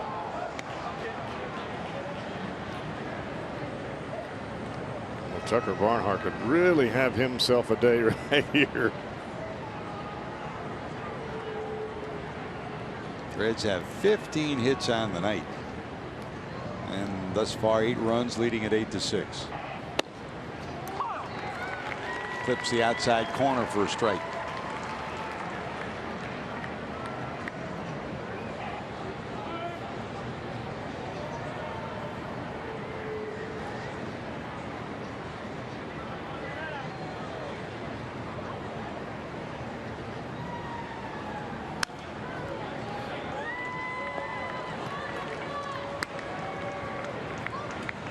Final of the series tomorrow. It'll be Brandon Finnegan going for his 9th win of the year against Ryan Vogelsong. And then the Reds will take on the Brewers for 3 before they get an off day in Cincinnati. And the Pirates make their final visit to Cincinnati next weekend.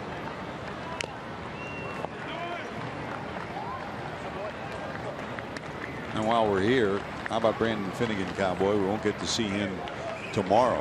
What have you seen from him? I've just seen a transformation from a kid that could throw the ball hard and had good stuff and tried to just power past hitters at the big league level, to a guy that is starting to really understand swings. He's starting to understand the ebb and flow of pitching, hard and then soft, kind of keeping a hitter on the proverbial rocking chair. And I think he really started to pick it up as he started to get a little bit tired, because he knew, okay, well, I don't have my best fastball when I get through the lineup for the first time, so I've got to figure out something else to do. The thing that Brandon Finnegan brings every single day, whether he has good stuff or not, is he brings an awfully big competitive heart. Barnhart slices this one into right center field. McCutchen will be there and haul it in. The Reds strand a pair, but they lead by a pair. 8-6 as we go to the bottom of 9. Tonight's Volkswagen drive of the game. Joey Votto caps another big 4-hit night with his 23rd homer, and the Reds lead at 8-6.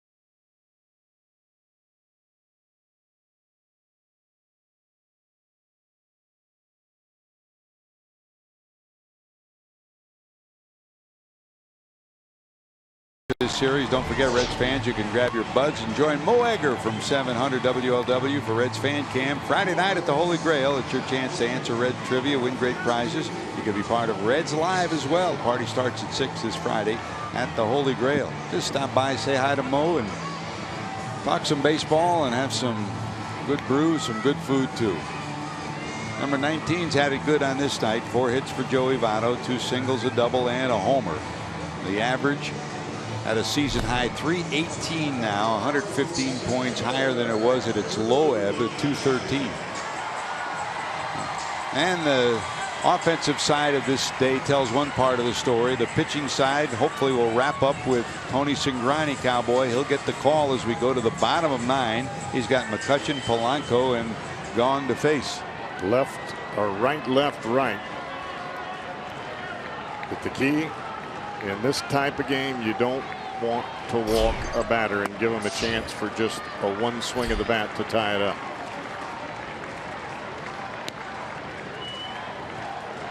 Eight runs, 15 hits, an error for the Reds. 6 runs, 8 hits, no errors for the Pirates, and there's a strike.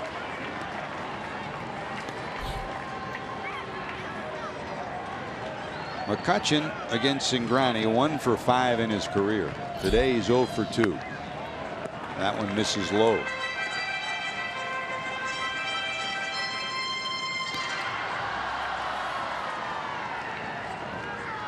Tony's season in a nutshell. Didn't have a save in his first 143 appearances of his career, but beginning the first week of May has a team high 16 saves in his last 42 games. So he's taken over the closer's role, and more often than not he's been solid when he's thrown strikes and gotten ahead. Here he's behind 3-1. And there's ball 4. A leadoff walk here in the 9th in a 2-run ball game.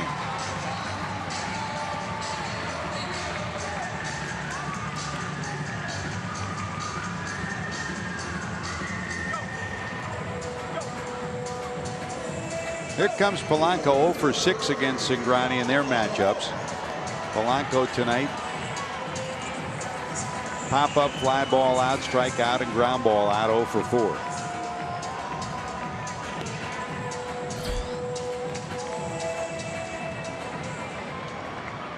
Those leadoff walks in the 9th give managers ulcers. Walks will haunt like the old scoreboard at Riverfront. That's a strike. Breaking ball in there.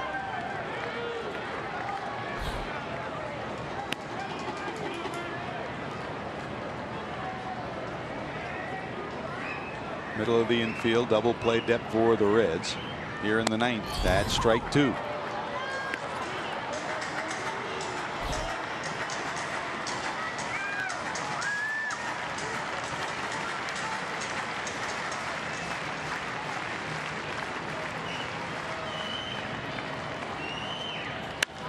Slap foul to the left side. Maybe the biggest glaring difference in these two teams is you add up the whole year. The Pirates have 46 saves and 17 blown saves. The Reds have 23 saves and 22 blown saves. That first 2 months of the year was lethal to the Reds bullpen.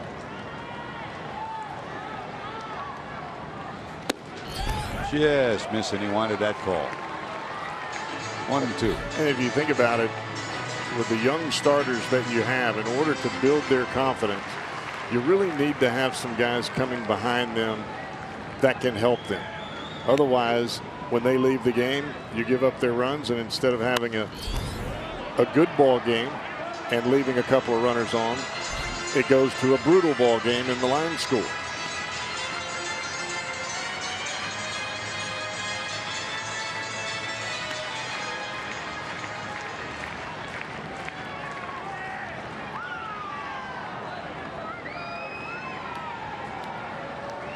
One ball, 2 strikes to the Pirate left fielder. Votto playing behind McCutchen down at first. A little bigger lead for McCutchen, not going. That's a line drive shot, but foul into the right field corner.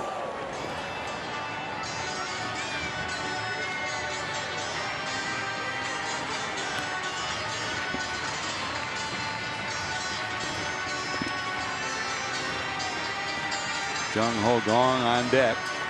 Long already tonight singled in a run and hit a 2-run homer.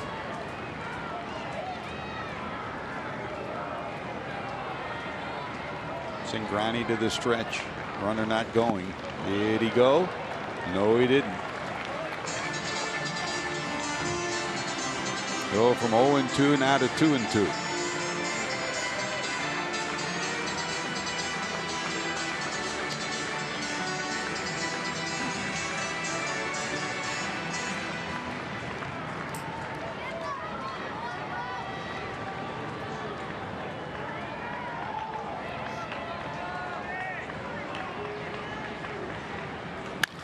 Bounce right back over second.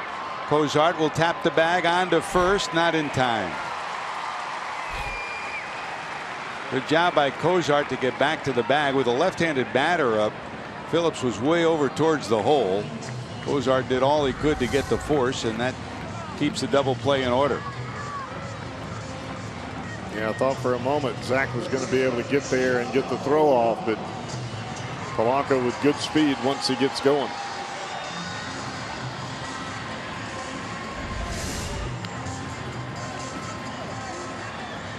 So double play still in order. There's one away here in the 9th. And here's Gong, who singled in a run, hit a 332-foot homer tucked away in the left field corner right by the foul pole. Fly out and walk. That's all he's thinking about right here. Amen. The home run is 18th of the year. Now with 51 runs batted in since coming off the disabled list with his shoulder troubles. He's been their most effective hitter. Way off balance, but he did not go around. When you see a hitter do that, he's trying to come out of his shoes. He's ready to launch. He almost broke his neck trying to stop swinging.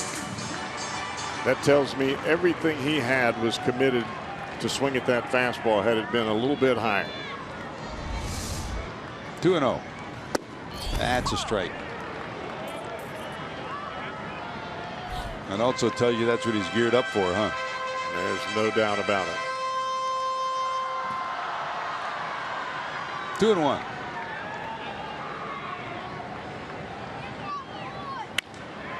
Nub towards left, charging his hole. Will he get there? No. And there'll be 2 on with 1 out. He's playing deep, no doubles, and he had a long way to come. Even with Holt's speed, he couldn't get there.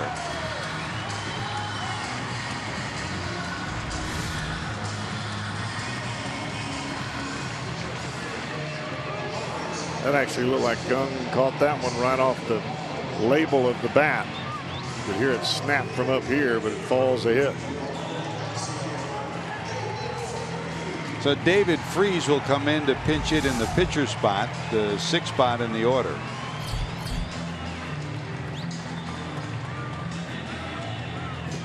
At the same time, Hansen will come in and pinch run.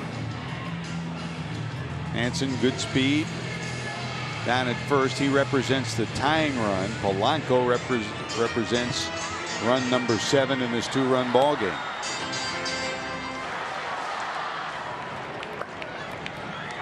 Freese 2 for 5 and a homer against Cingrani in their matchups. Check swing, strike 1, fouled off.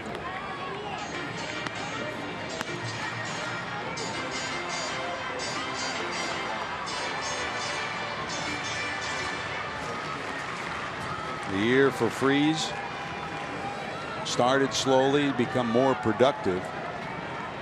He's found a home here in Pittsburgh after leaving St. Louis on to Anaheim last year. Signed at the beginning of spring training, and he's more or less been installed as the first baseman at the end of this year and heading towards next year. Here's another look at 0-2. Got a call there, huh? Good fastball down in the zone. No balls, 2 strikes to Freese. Red still hopeful to turn in 2. Middle of the infield, double play depth. Swing and a miss. There's out number 2. Good pitch there by Cingrani. He starts the slider in exactly the same spot that he got that low fastball call. And if you're David Freese, you have to pull the trigger there. The strike 2 pitch bought the strike 3 pitch. Yes, huh? it did. Well, here comes Cervelli. Represents the last hope for the Buccos. Cervelli tonight 0 for 4. Bounced into a double play. Ground balls to short second and a strikeout. He's still questioning his last strikeout call and also the strikeout. Clint Hurdle's 1 step away from being ejected. And Hurdle's saying the same thing we said. That strike 2 pitch put Freese in the position of strike 3.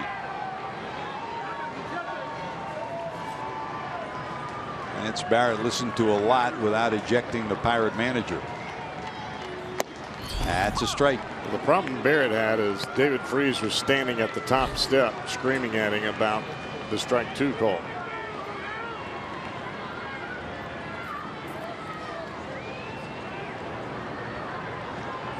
Strike 1 to Cervelli. Yes, missing 1-1.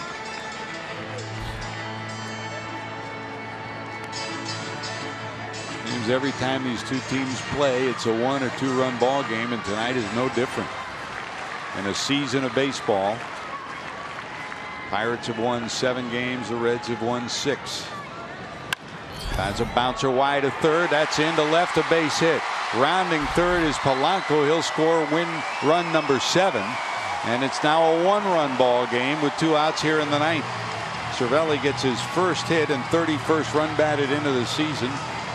First hit of the night tonight. When you look at the numbers for Cervelli hitting against left-handed pitching, 383, and he just rips that one through the left side of the infield.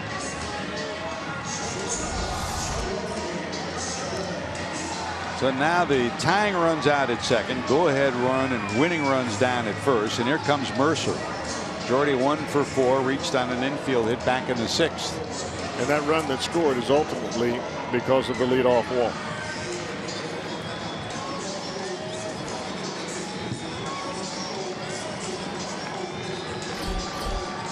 Pedro Florimon will come in and pinch run. So Florimon's down at first. Hansen's down at second. And Cingrani will dig in against Jordy Mercer. Mercer 1 for 7 in his matchups with Cingrani. That's a strike. He got ahead of Cervelli, couldn't put him away, and Mercer's the last hope for the Buccos. Suarez was pinched towards the line, guarding against a double at third. That allowed the ball to get by into left field. And he's still in the same spot, of course, with 2 runners on here in the 9th in a 1-run ball game. Ball and a strike from Cingrani.